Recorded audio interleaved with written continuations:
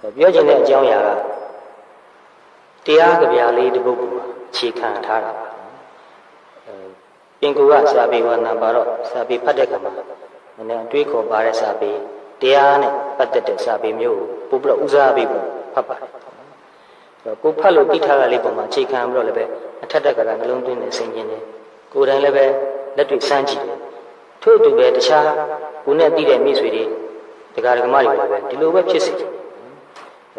ဘုံဘုံတို့အနေနဲ့ကတော့ပြောရုံပဲပြောနိုင်တယ်ကြံတာကတော့ဒကာဒကမတွေကိုယ့်အကူလို့ယူရမှာဒီတရားကကြပြာလေးဖြစ်တဲ့အတွက်ကြောင့်ကြပြာဆိုတာကစကားလုံးအင်မတန်ကျင်းတယ်အဓိပ္ပာယ်ကအင်မတန်ကျင်းတယ်နော်ပြီးတော့ကြပြာရဲ့သဘာဝကတင်စားပြီးတော့ပြောတယ်တည့်ရပြောတာမဟုတ်ပြီးတော့မှတ်သားလို့လွယ်တယ်တန်းတဲ့လောက်မှတ်သားလို့လွယ်အောင်ရေးလေးရှိပါတယ်ဘုရားဟောတဲ့ဂါထာတွေကလည်းပဲကြပြာတွေပါပဲနော်တချို့ပါဠိဂါထာတွေကအင်မတန်အဓိပ္ပာယ်နည်းနည်းပါတယ်ဥပမာဆိုတော့အပမတောအမတံပဒံဆိုတာအပမတောမမိတ်မလျော့ခြင်းသည်အမတံမသေးခြင်းဤတနည်းအားဖြင့်နိဗ္ဗာန်ဤပဒံအကြောင်းပင်သည်အမတန်စကားလုံးကျင်းတယ်နော်အဓိပ္ပာယ်ကတော့ဉာဏ်ရှိရင်ရှိတဲ့လောက်အဲ့ဒါအကျယ်ချဲ့လို့ရတယ်ပြောရမယ်ဆိုရင်တော့ဘုံဘုံလို့တော့အဲ့ဒီစကားရဲ့အဓိပ္ပာယ်ကိုသိဖို့ကြိုးစားနေတာအခုချိန်ထိနှစ်ပေါင်းတော်တော်ကြာပါပြီနော်ပမာတော်မစ္ဆုနောပဒံပမာတော်မိလျော့ခြင်းသည်မစ္ဆုနောတေခြင်းပဒံအကြောင်းပင်သည်ဒါလည်းပဲတင်စားပြီးပြောထားတာစကားလုံးတန်ချင်းပြီးအတိတ်အမတန်နဲ့ကျေပြန့်ပါနော်အပမတ္တာနမီယံသည်အပမတ္တာမမိတ်မလျော့သောသူတို့သည်နမီယံသည်မသေးကုန်ဘာလို့ဆိုလိုတာပါလိမ့်မယ်နော်ယေပမတ္တာယထာမတ္တာမိလျော့နေသောသူတို့သည်သေသူတို့နှင့်တူကုန်၏တေးနေတာနဲ့တူတယ်လို့မေ့လျော့နေတာအဲ့ဒါတတိနဲ့နေတဲ့လေ့ကျင့်ကိုများများလောက်လာတဲ့အခါကြာမှာမိတိမေ့လျော့နေတာဟာတကယ်အသက်မဝင်ဘူးဆိုတာကိုသိလာတတိနဲ့နေတာဟာအမတန်အသက်ဝင် alive ဆိုအဲ့ဒီဟာအသက်ဝင်နေရှင်သန်နေတယ်ဆိုတဲ့ဒီကိုကတကယ်ခံစားလို့ရပါတယ်နော်မိတိမေ့လျော့နေတယ်ဆိုတာတကယ်အသက်ဝင်နေရှင်သန်နေတယ်ဆိုတဲ့ခံစားမှုမျိုးတကယ်မရနိုင်အဲ့ဒါကတတိနဲ့တကယ်မြဲအောင်ကြိုးစားပြီးညီသွားလို့ရှိရင်တတိမြဲလာလေဒီစကားရဲ့အဓိပ္ပာယ်ကိုပိုသိလေဖြစ်လာတယ်ဒါကြောင့်ဒီဘုရားဟောတဲ့ဒီတရားတော်ကထာရဲ့အဓိပ္ပာယ်ကိုတကယ်သိကျင်တယ်ဆိုရင်အခုပြောတာမျိုးကိုမှတ်သားပြီးတော့လည်းပဲကိုဉာဏ်နဲ့ကိုရတယ်လို့စဉ်းစားပါနော်တုတ္တမယကိုအခြေခံပြီးတော့စေနာမယဉာဏ်ဖြစ်အောင်စဉ်းစားပါတို့တော့အဲ့ဒါလောက်နဲ့တော့မလောက်သေးဘူးဒီမြတ်စွာဘုရားဟောတဲ့တရားတော်တွေကအင်မတန်နဲ့အနောက်နိုင်ငံအတွေးခေါ် philosophy တွေနဲ့မတူဘူးเนาะဒီဘုံဘုံကိုယ်တိုင် philosophy တွေဝါငါပါပါတယ်အခုချိန်ကြီးလဲနည်းနည်းပါးပါးဖတ်ပါတယ်အထူးသဖြင့်အခုနောက်ပိုင်းဆို existentialism ဆိုတာကိုနည်းနည်း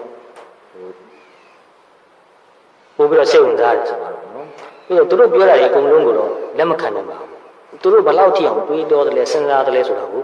သိချင်ပါတယ်เนาะတကယ်ဘဝနဲ့ဆက်ဆက်မှုရှိတဲ့အတွေးမျိုးအတွေးခေါ်မျိုးသူတို့ဘယ်လောက်ထိအောင်စဉ်းစားနေတယ်လဲဆိုတာကိုသိချင်ဘာဖြစ်လို့လဲဆိုတော့အနောက်နိုင်ငံသားတွေနဲ့လည်းမကြမ်းမကြတွေ့ရတယ်ခါမှာသူတို့နဲ့စကားပြောလာပြီဆိုတော့သူတို့ဖတ်ထားမှတ်ထားတဲ့စာပေအတွေးခေါ်အခြေခံပြီးတော့သူတို့ကမေးတယ်သူတို့မေးခွန်းတစ်ခုကိုကြားတဲ့ခါမှာသူတို့မေးခွန်းကဘယ်ကနေလာနေတယ်လဲဆိုတာကိုကသိလို့ရှိရင်သူတို့နဲ့လူရင်းရှင်းနေအောင်သူတို့ပြန်ပြောလို့ရတယ်သူတို့ဘာကိုအခြေခံထားပြီးတော့ဘာတွေစဉ်းစားပြီးမှဘာတွေဖတ်ပြီးမှသူတို့ဒါကိုမေးတာလဲဆိုတာကိုကမသိလို့ရှိရင်ကို့အဖေကနည်းနည်းစံတဝါဝါဖြစ်သွားတတ်တယ်အဲ့တော့သူတို့အနောက်နိုင်ငံအတွေးခေါ်စာပေတွေဖတ်ကြည့်တဲ့အခါမှာသူတို့ဟာတုတ္တမယနဲ့စိန်တမယဒီနှစ်ခုပဲရှိတယ်။ဒါတော့မှပညာပုဂ္ဂိုလ်တရားဘိုင်းမှာမရှိဘူး။ပရမဘိုင်းမှာမရောက်ပါဘူး။ဘာဝနာမယဉာဏ်ဆိုတာကတော့အတွေးခေါ် philosophy မှာမရှိပါဘူး။ဘုရားဘာသာတရားဟာတုတ္တမယစိန်တမယလောက်နဲ့တင်ရပ်ထားလို့မရဘူး။တကယ်ပြောရမယ်ဆိုရင်ဘုံဘုံတို့ကိုယ်တိုင်ဘုရားဘာသာစာပေတွေကိုငယ်တဲ့အများကြီးဖတ်ခဲ့ပေမဲ့တုတ္တမယစိန်တမယလောက်နဲ့ရှိခဲ့တုန်းကကိုယ့်ဟာကိုယ်တော့တော်တော်သိပြီတော်တော်သဘောပေါက်ပြီတော်တော်နားလည်ပြီလို့ထင်ခဲ့နောက်ပိုင်းမှာတဖြည်းဖြည်းနဲ့ဘာမဆိုလက်တွေ့စမ်းသပ်ခြင်းတဲ့ဝါဒနာကလည်းရှိတော့တဖြည်းဖြည်းစမ်းသပ်ပြီးတရားအထုတ်ကြည့်လာတဲ့အခါမှာကိုယ်ဉာဏ်နဲ့ကိုသိလာတဲ့အခါကျမှဒီတုတ္တမယစေနာမယဉာဏ်နဲ့ဘာဝနာမယဉာဏ်ကြားမှာကွာဟမှုဘယ်လောက်ကြီးကျယ်လဲဆိုတော့ကိုသိရတယ်နော်ရုပ်စွာဆုံးရုပ်တရားနံတရားဆိုတာတောင်းမှစာဖတ်ရုံနဲ့မသိနိုင်ဘူးဘယ်လောက်စာတွေဖတ်မသိနိုင်ဘူးအဲ့တော့အဲ့ဒီယုတ်တရားနံတရားဆိုတဲ့ ဉာဏ်ကိုနော်နာမရူပပရိစ္ဆေဒဉာဏ်ကိုတစ်ဆင့်ဟိုဘက်ကိုတက်တော်လို့ရှိရင်ပစ္စယပရိက္ခဉာဏ်ဆိုတဲ့အကြောင်းကျိုးကိုသိတယ်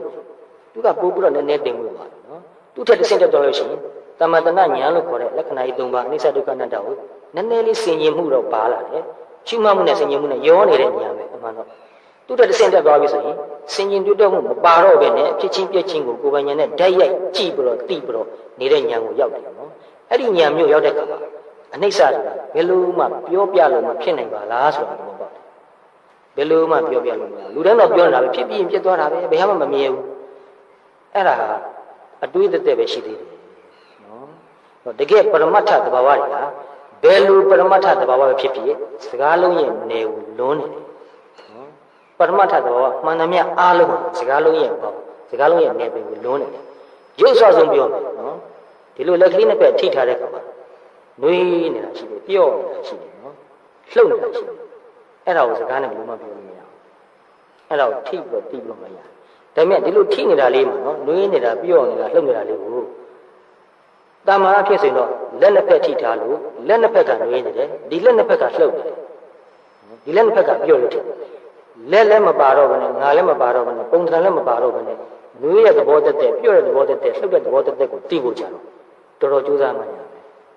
အဲ့ဒါစကားလုံးရဲ့နေပြီးလွန်သွားပြီနော်အဲ့တော့အင်မတန်ယူပါတယ်ဆိုတော့အောက်ဆုံးအထက်အဆင့်ဖြစ်တဲ့ဉာဏ်တော်မှစကားနဲ့ပြောလို့မရဘူးသို့တော့စကားနဲ့ပြောလို့မရလို့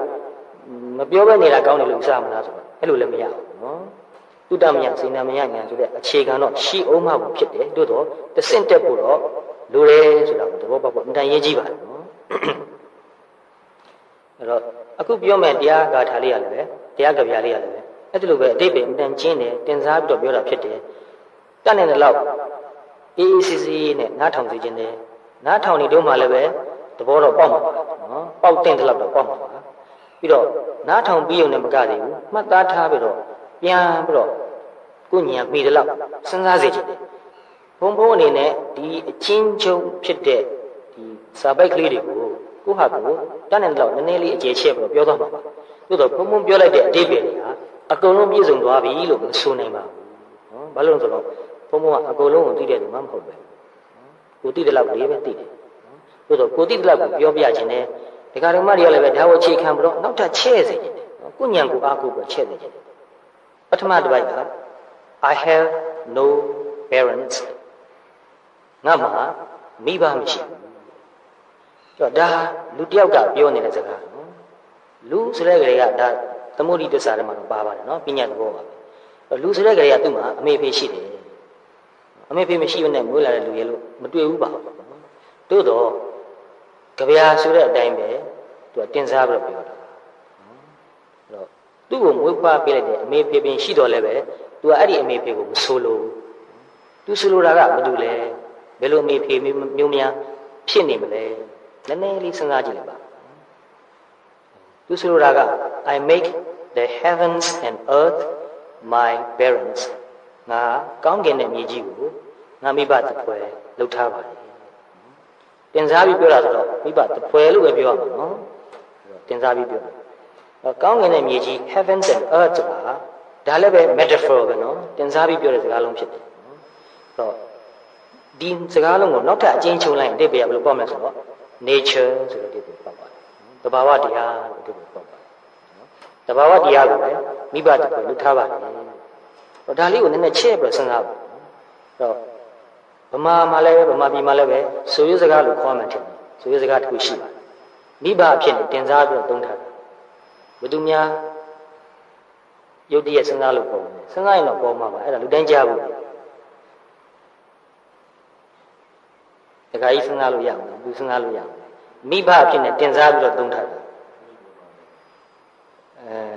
တိုင်းပြည်ကိုတင်စားရတော့ရှိတယ်သူကအမေရောအဖေရောပါတယ်သူတင်စားမှုဘာလို့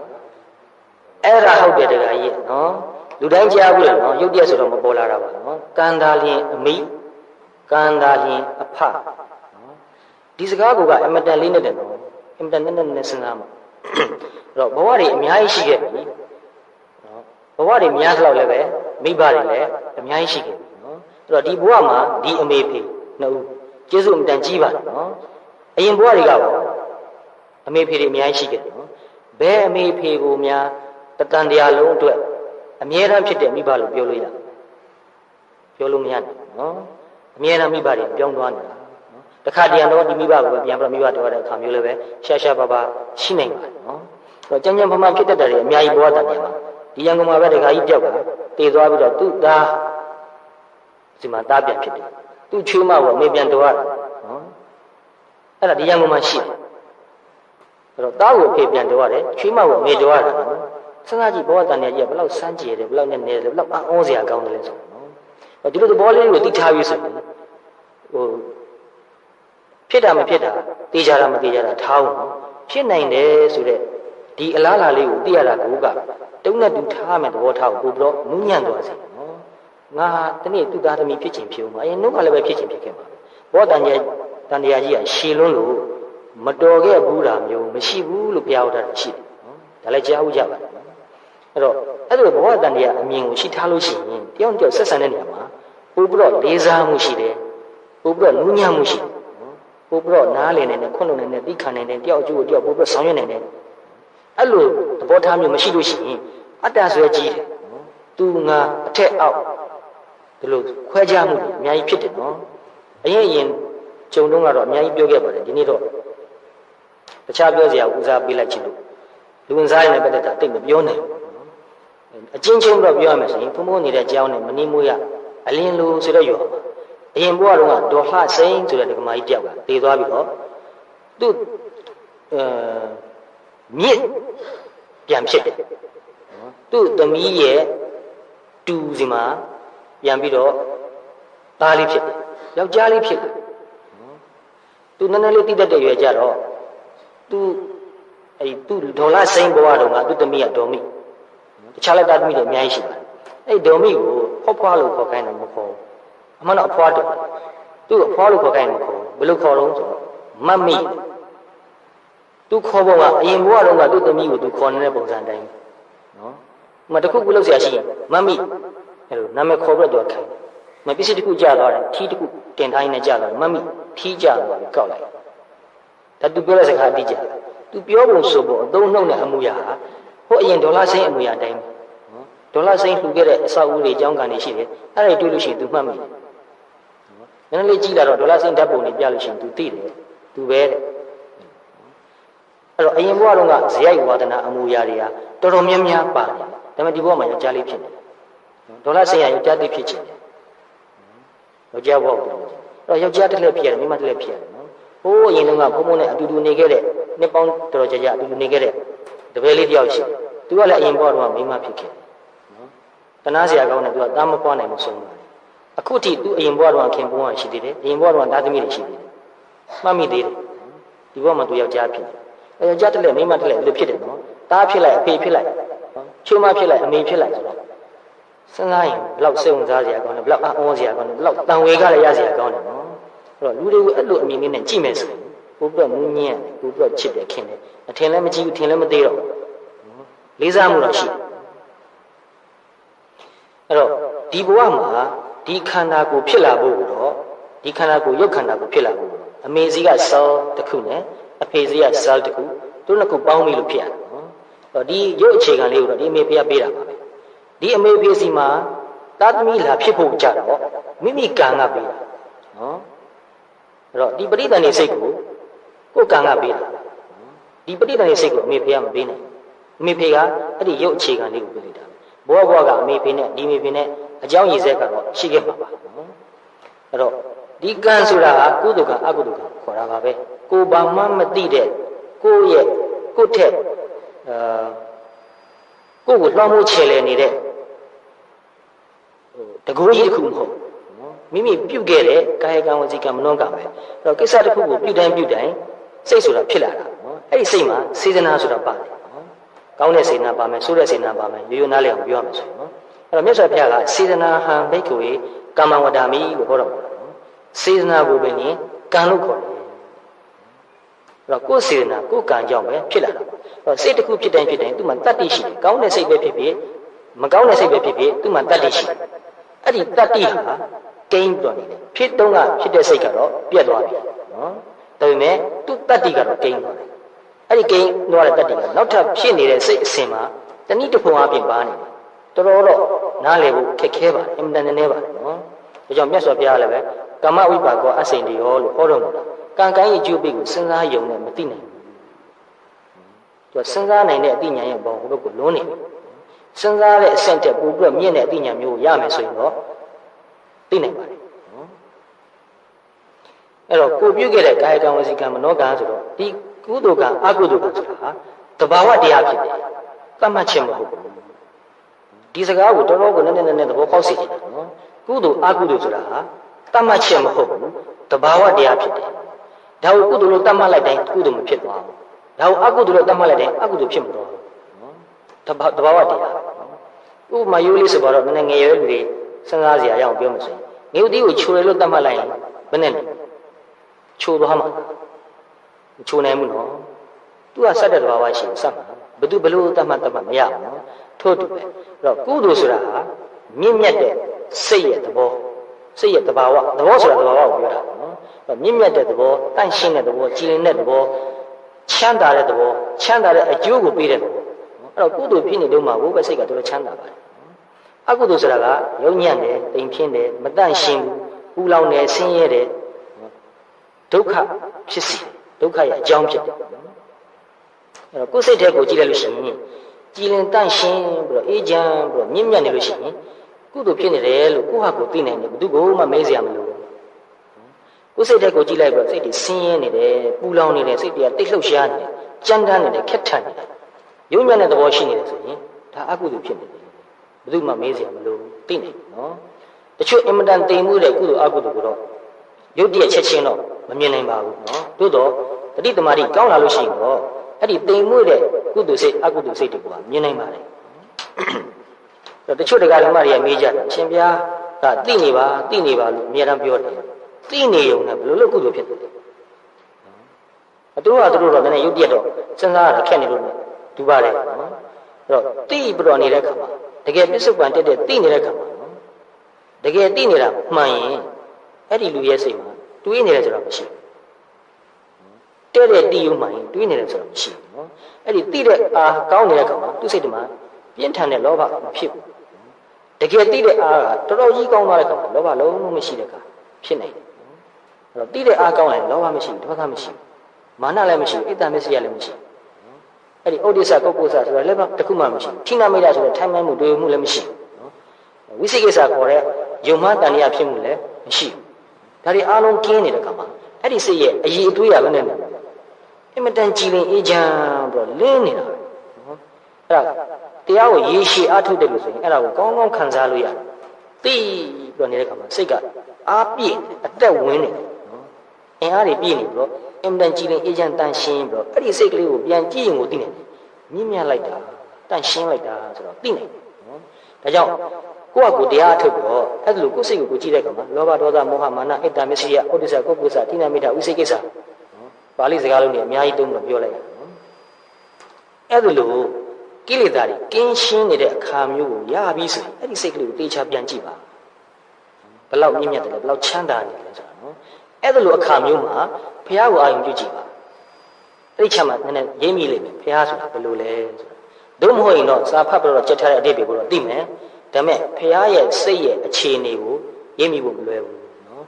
အကုန်လုံးသိဖို့ကတော့ဘယ်သူမှမတတ်နိုင်ပါဘူးသို့တော့တရားအထုတ်လို့အခိုက်အတန့်ပဲဖြစ်ဖြစ်ကိလေသာတွေကင်းရှင်းနေတဲ့အခါမှာ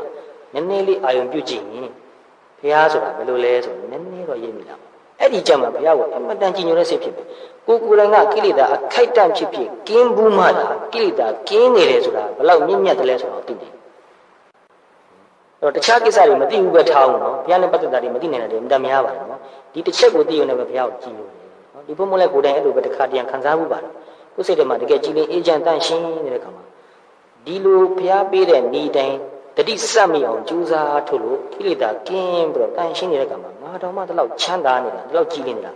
ငါဆိုတော့ပြောစဉ်ပြောရတာနော်ဒီစိတ်ကလေးကိုပြန်ကြည့်တဲ့ခါမှာစိတ်ကလေးကအင်တန်ကြည်လင်အေးချမ်းပြီးတော့တောက်ပြောင်းနေတယ်ပဲဘုရားရဲ့စိတ်ကဘလောက်များကြည်လင်အေးချမ်းတန့်ရှင်းနေမလဲဆိုတာနည်းနည်းလေးမှန်းလို့ရပါတယ်နော်အဲ့ဒီခါမှာဘုရားကိုအင်မတန်ကြည်ညိုတယ်ကိုယ်တိုင်လည်းပဲပို့ပြီးတော့အဲ့လိုစိတ်နဲ့ပဲနေခြင်းလာတယ်ဒီလိုနေရတာအင်မတန်ချမ်းသာတယ်အင်မတန်တက်တာပါ တော့ဒါကတော့ပရိသန်နေစိတ်ဖြစ်ဖို့ရကံအထောက်ပံ့ရှိတယ်ကံဆိုတာသဘာဝတရားကမှတ်ခြင်းမဟုတ်ဘူးနော်အဲ့တော့ပရိသန်နေစိတ်ဒီ cell လေးကဖြစ်လာပြီနော်ဒီအမေစီက cell တစ်ခုနဲ့အဖေစီက cell တစ်ခုနှစ်ခုပေါင်းပြီးလို့ရှိရင်သူကတစ်ခုပဲပြန်ဖြစ်သွားတာပေါင်းစုံပြီးတော့ပြည့်စုံတဲ့ cell တစ်ခုဖြစ်လာတယ်ဒီ cell ကတစ်ခုကနေနှစ်ခုဖြစ်အောင်ပွားရတော့ကလပ်စီးလေးကပွားတယ်အဲ့တော့ပွားဖို့ဆိုတာဘာလို့လဲအာဟာရလို့ပဲနော်တခါကြီးကပြောလိုက်ရင်လည်းရိပ်မိနေတယ်နော်အာဟာရလို့အာဟာရမရှိဘဲနဲ့မပွားနိုင်ဘူးနော်အာဟာရလည်းသဘာဝတရားပဲနော်ဒါကအမေစီကနေတော့တဆင့်တော့ရနေတာနော်အာဟာရပြီးတော့အမေဝုံးပိုက်ထဲမှာမပူလုံးမအေးလုံးနဲ့ဥတုရှိနေတယ်နော်အဲ့တော့ကံစိတ်ဥတုအာဟာရအကြောင်းတရားတွေအားလုံးဟာသဘာဝတရားပဲအဲ့တော့ဘယ်သူမှကိုလိုချင်လို့ဖြစ်အောင်ဖန်တီးပြီးတော့ယူလိုက်တာမဟုတ်ဘူးဒီဘဝဆိုတာကိုယ့်အကိုဖြစ်အောင်တကယ်လုပ်ယူရလားဆိုတော့ဒါလည်းမဟုတ်ဘူးနော်မိဘတွေကလှုပ်ပေးလိုက်တယ်လားဆိုတော့ဒါလည်းမဟုတ်ဘူးသို့တော့ဒါတွေအားလုံးဟာပတ်သက်ဆက်ဆက်နေတယ်အကြောင်းတော့ရှိတယ်တခုတည်းသောအကြောင်းကြောင့်ဖြစ်လာတာတော့မဟုတ်ဘူးနော်အကြောင်းစုံစည်းလို့ဖြစ်လာတယ်အဲ့ဒီအကြောင်းတရားတွေအားလုံးဟာသဘာဝတရားပဲဒါကြောင့်တေချာလေးလေးနဲ့စနိုက်ပြောမှဆိုရင် I have no parents I make the heavens and earth my parents အတိတ်ပဲတော်တော်နည်းနည်းပါတယ်နော်ကြပြမို့လို့စကားလုံးကျင်းတယ်အတိတ်ပဲကျဲတယ်တင်စားပြီးတော့ပြောတာအင်မတန်လှလှပပရေးထားတဲ့စကားလုံးတွေပါဘုံဘုံတော့စကားလုံးတွေတော့အင်မတန်ချစ်တယ်နောက်တစ်ပိုက်ကပိုးပြီးတော့နည်းနည်းပါတယ် I have no home ငါမှအိမ်မရှိဘူးလူရဲလို့ဖြစ်လာရင်အမိုးအကာအခင်းရှိတဲ့အစာအုပ်တစ်ခုထဲမှာတော့နေကြရစမြဲပါကောင်းသည်ဖြစ်စေဆိုးသည်ဖြစ်စေအမိုးအကာအခင်းရှိတဲ့နေရာတနေရာတော့လိုတာပဲသို့တော့ तू ပြောချင်တာကဒီရုပ်ခန္ဓာကိုအတွက်လူအများဆောက်လုပ်ထားပြီးတော့နေကြတဲ့ရုပ်ဖြစ်တဲ့အိမ်ကိုပြောတာမဟုတ်ဘူးနော်အမှန်တည်းနဲ့တရားသဘောကိုပြောချင်နေတာဆိုတော့ तू ကနန္တရားဘိုင်းကိုပြောချင်တာဖြစ်တယ်နော်ဘာကူများ तू ကအိမ်ဖြစ်နေပြောချင်တယ်ဆိုတော့ I make awareness my home နော်ငါတတိကိုအိမ်လုပ်ပြီးတော့နေပါတယ်နော်အမှန်တည်းနဲ့တာနော်ဒီတတိနဲ့မြဲအောင်လေ့ကျင့်နေတဲ့လူဆိုရင်ဒီစကားရဲ့တိမ်မွေ့မှုနဲ့နဲမှုနဲ့အကျိုးတရားမှုကိုအများကြီးသိနေတယ်နော်အခု physically ဒီရုပ်ပိုင်းဆိုင်ရာအိုးအိမ်မရှိတဲ့လူတွေကဘယ်လိုနေကြလဲဟိုနေဒီနေနော်အတိအကျမရှိဒီနေရာခဏနေလိုက်ဟိုနေရာခဏနေလိုက်ဘယ်နေရာမှသူ့အိမ်လို့ပြောလို့မရဘူးနော်ရှင်းတော့ဆိုဒီလိုပဲဟိုဂုံတရားကြီးတွေအောက်မှာတချို့နေကြတယ်မြင်ခဲ့ဘူးပါတယ်ကြားပါပြီအခုတော့မသိတော့ဘူးမတွေ့တော့ပါဘူးနော်အဲ့တော့အိုးအိမ်မရှိတဲ့လူကခြေတလုံးအိမ်တိုင်းဖြစ်နေတယ်နေရာတိကျမရှိဘူးနော်နေရာတိကျမရှိတော့တနေရာသူသွားနေတော့ကြအကြောင်းတစ်ခုပေါ်လာရင်နောက်တနေရာသူရွှေ့ရတယ်နော်အတိမကျဘူးဂုံတိတ်ခါမရှိဘူးအန္တရာယ်အများများပါတယ်နော်သူမှရာသီဥတုအန္တရာယ်ရှိတယ်လို့တခြားပုံမအန္တရာယ်လည်းရှိမယ်လူစုသူစုအန္တရာယ်လည်းပဲအများကြီးရှိတယ်နော်အဲ့တော့အိုးအိမ်မရှိတဲ့လူကအတိတကျမရှိဘူးရောင်းလဲလဲဖြစ်နေတယ် vagabond နော်ခြေတလုံးအိမ်တိုင်းဖြစ်နေတယ်အဲ့တော့တတိမရှိတဲ့စိတ်ကတော့ဘယ်လိုနေတယ်လဲထို့တူပဲနော်အိုးအိမ်မရှိတဲ့လူကြီးခြေလုံးအိမ်နဲ့ဟိုသွားဒီသွားရောက်လျာလျှောက်သွားပြီးတော့ရောက်တဲ့နေရာမှာနေတယ်လို့ပဲအဲ့ဒါလိုအိုးအိမ်မရှိတဲ့လူတွေကဂုံတိတ်ခါမရှိတယ်လို့အသက်အန္တရာယ်လည်းအင်တာများတယ်လို့ပဲတတိမရှိတဲ့စိတ်ဟာဘာမှဂုံတိတ်ခါမရှိဘူးနော်ဟိုရောက်ဒီရောက်ချင်ရောက်တယ်အန္တရာယ်အင်တာများပါတယ်အဲ့တော့တတိဆိုတဲ့အိမ်မှာတကယ်နေလိုက်ပြီဆိုရင်အင်မတန်လုံးချုံတယ်အင်မတန်စိတ်ချရတယ်အန္တရာယ်ကင်းတယ်အင်မတန်တည်ကြည်ခန့်ညားမှုရှိတယ်နော် safe ဖြစ်တယ်နော်အန္တရာယ်မရှိဘူး safe ဖြစ်တယ်အဲ့တော့တတိဟာစိတ်အတွက်အိမ်ပဲတတိနဲ့မနေတဲ့လူဟာသူ့စိတ်ကအိမ်မရှိဘူးရောက်ရပေါက်ရရှောက်သွားနေတာပေတေလေးနေတဲ့လူနဲ့ပဲတူတယ်ဒါကြောင့်မနေ့အိယာနဲ့နိုးတဲ့ချိန်ကစပြီးတော့နောက်ညအိပ်ပျော်သွားတဲ့ချိန်ဒီကြားထဲမှာကိုယ်စိတ်ကိုတတိဆိုတဲ့အိမ်မှာထားပါခုချိန်ထိအာနာပါနကိုအားထုတ်တုံးပါပဲနောက်ထပ်တရားအထုတ်တာပို့ပြီးတော့တိမ်မွေ့နဲ့နဲလာလို့ပြောင်းလဲသွားပြီမြဲလည်းပဲဒီ basic ဖြစ်တဲ့အာနာပါနကိုဘယ်တော့မှလက်လွတ်လို့မရဘူးအာနာပါနကိုအခြေခံပြီးတော့တဖြည်းဖြည်းတော့ဝေဒနာနုပဒနာတွေအားထုတ်လာတယ်ဒီထက်ပိုပြီးတော့တစ်ဆင့်တက်ပြီးတော့စိတ်ဓာနုပဒနာတွေလည်းပဲအားထုတ်မိရတာသူကသူတဘာဝတိုင်းသွားတာပါပဲနော်ဟိုတိတန်တော့တင်းတင်းနဲ့ပို့တော့တိလာတာအစမှတိဖို့လွယ်တာကနေစရတယ်နောက်တဖြည်းဖြည်းနဲ့ပို့ပြီးတော့တိမ်မွေ့တဲ့ချိန်သွားတယ်နော်အာနာပါန basic သူကဘယ်တော့မှလက်လွတ်လို့မရဘူးပြီးတော့အာနာပါနလည်းအလွန်တိမ်မွေ့ပါတယ်တခါတည်းအင်မတန်တိမ်မွေ့တဲ့အချိန်ကိုရောက်သွားပါတယ်အသက်ရှူမှတော့မသိနိုင်လောက်ခက်ခဲတဲ့အခြေအနေမျိုးရောက်နိုင်တယ်နော်အဲ့တော့တိမ်မွေ့သွားလို့လေ တိဖို့ရပို့ပြီးတော့တတိတမာရီနဲ့အားဆိုင်ရတယ်အဲ့လိုအားဆိုင်လေလေတတိတမာရီကလည်းပိုကောင်းလေလေဖြစ်လာတာအဲ့တော့တိမ်မွေ့တာကိုတိနိုင်လေလေတတိတမာရီဉာဏ်အားတက်လေလေပဲအဲ့တော့ဆိုလိုရင်းကိုပြန်သွားရင်နိုးချင်းနိုးပြီးဆိုတာလေးကိုဒီတိတဲ့စိတ်ကလေးဝင်လာပြီးဆိုတာကိုတိပြီးတာနဲ့ပြန်နေပဲအာနာပါနာထုတ်ပါအဲ့တော့ဒီအသက်ကိုဝအောင်ရှူလဲလို့ရှိရင်ခန္ဓာကိုယ်ကအောက်ဆီဂျင်ပို့ပြီးတော့ရလာတယ်နော်။အုံနောက်ကအောက်ဆီဂျင်အများကြီးလို့ပါတယ်။ဒီခန္ဓာကိုယ်နဲ့အုံနောက်နဲ့ရှင်းကြည့်မယ်ဆိုရင်အလေးချိန်ပမာဏအပြင်ဆိုရင်သူက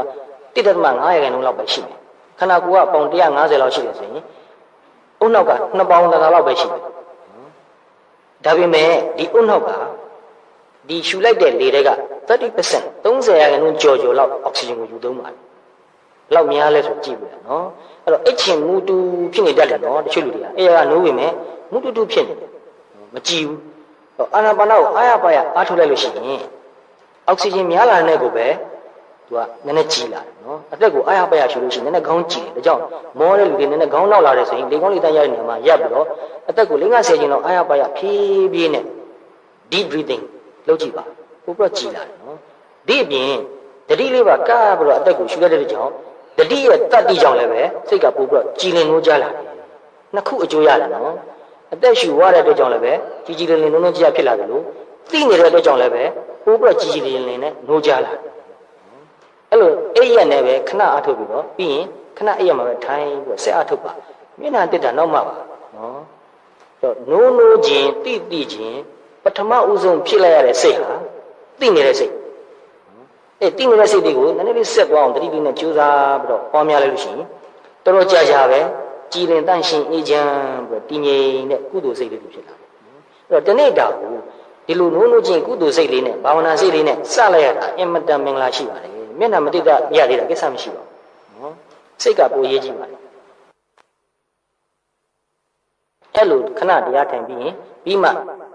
ဂရင်ပေါ်မှာအိတ်တယ်လို့ဆိုရင်တော့ဂရင်အောက်ကိုခြေထောက်ချလိုက်တယ်။ခြေထောက်နဲ့ကြမ်းမြင်နဲ့ချိလိုက်တယ်။မျက်နှာတိတ်ကိုသွားတယ်အဲ့ဒီသွားလာလှုပ်ရှားမှုအလုံးကို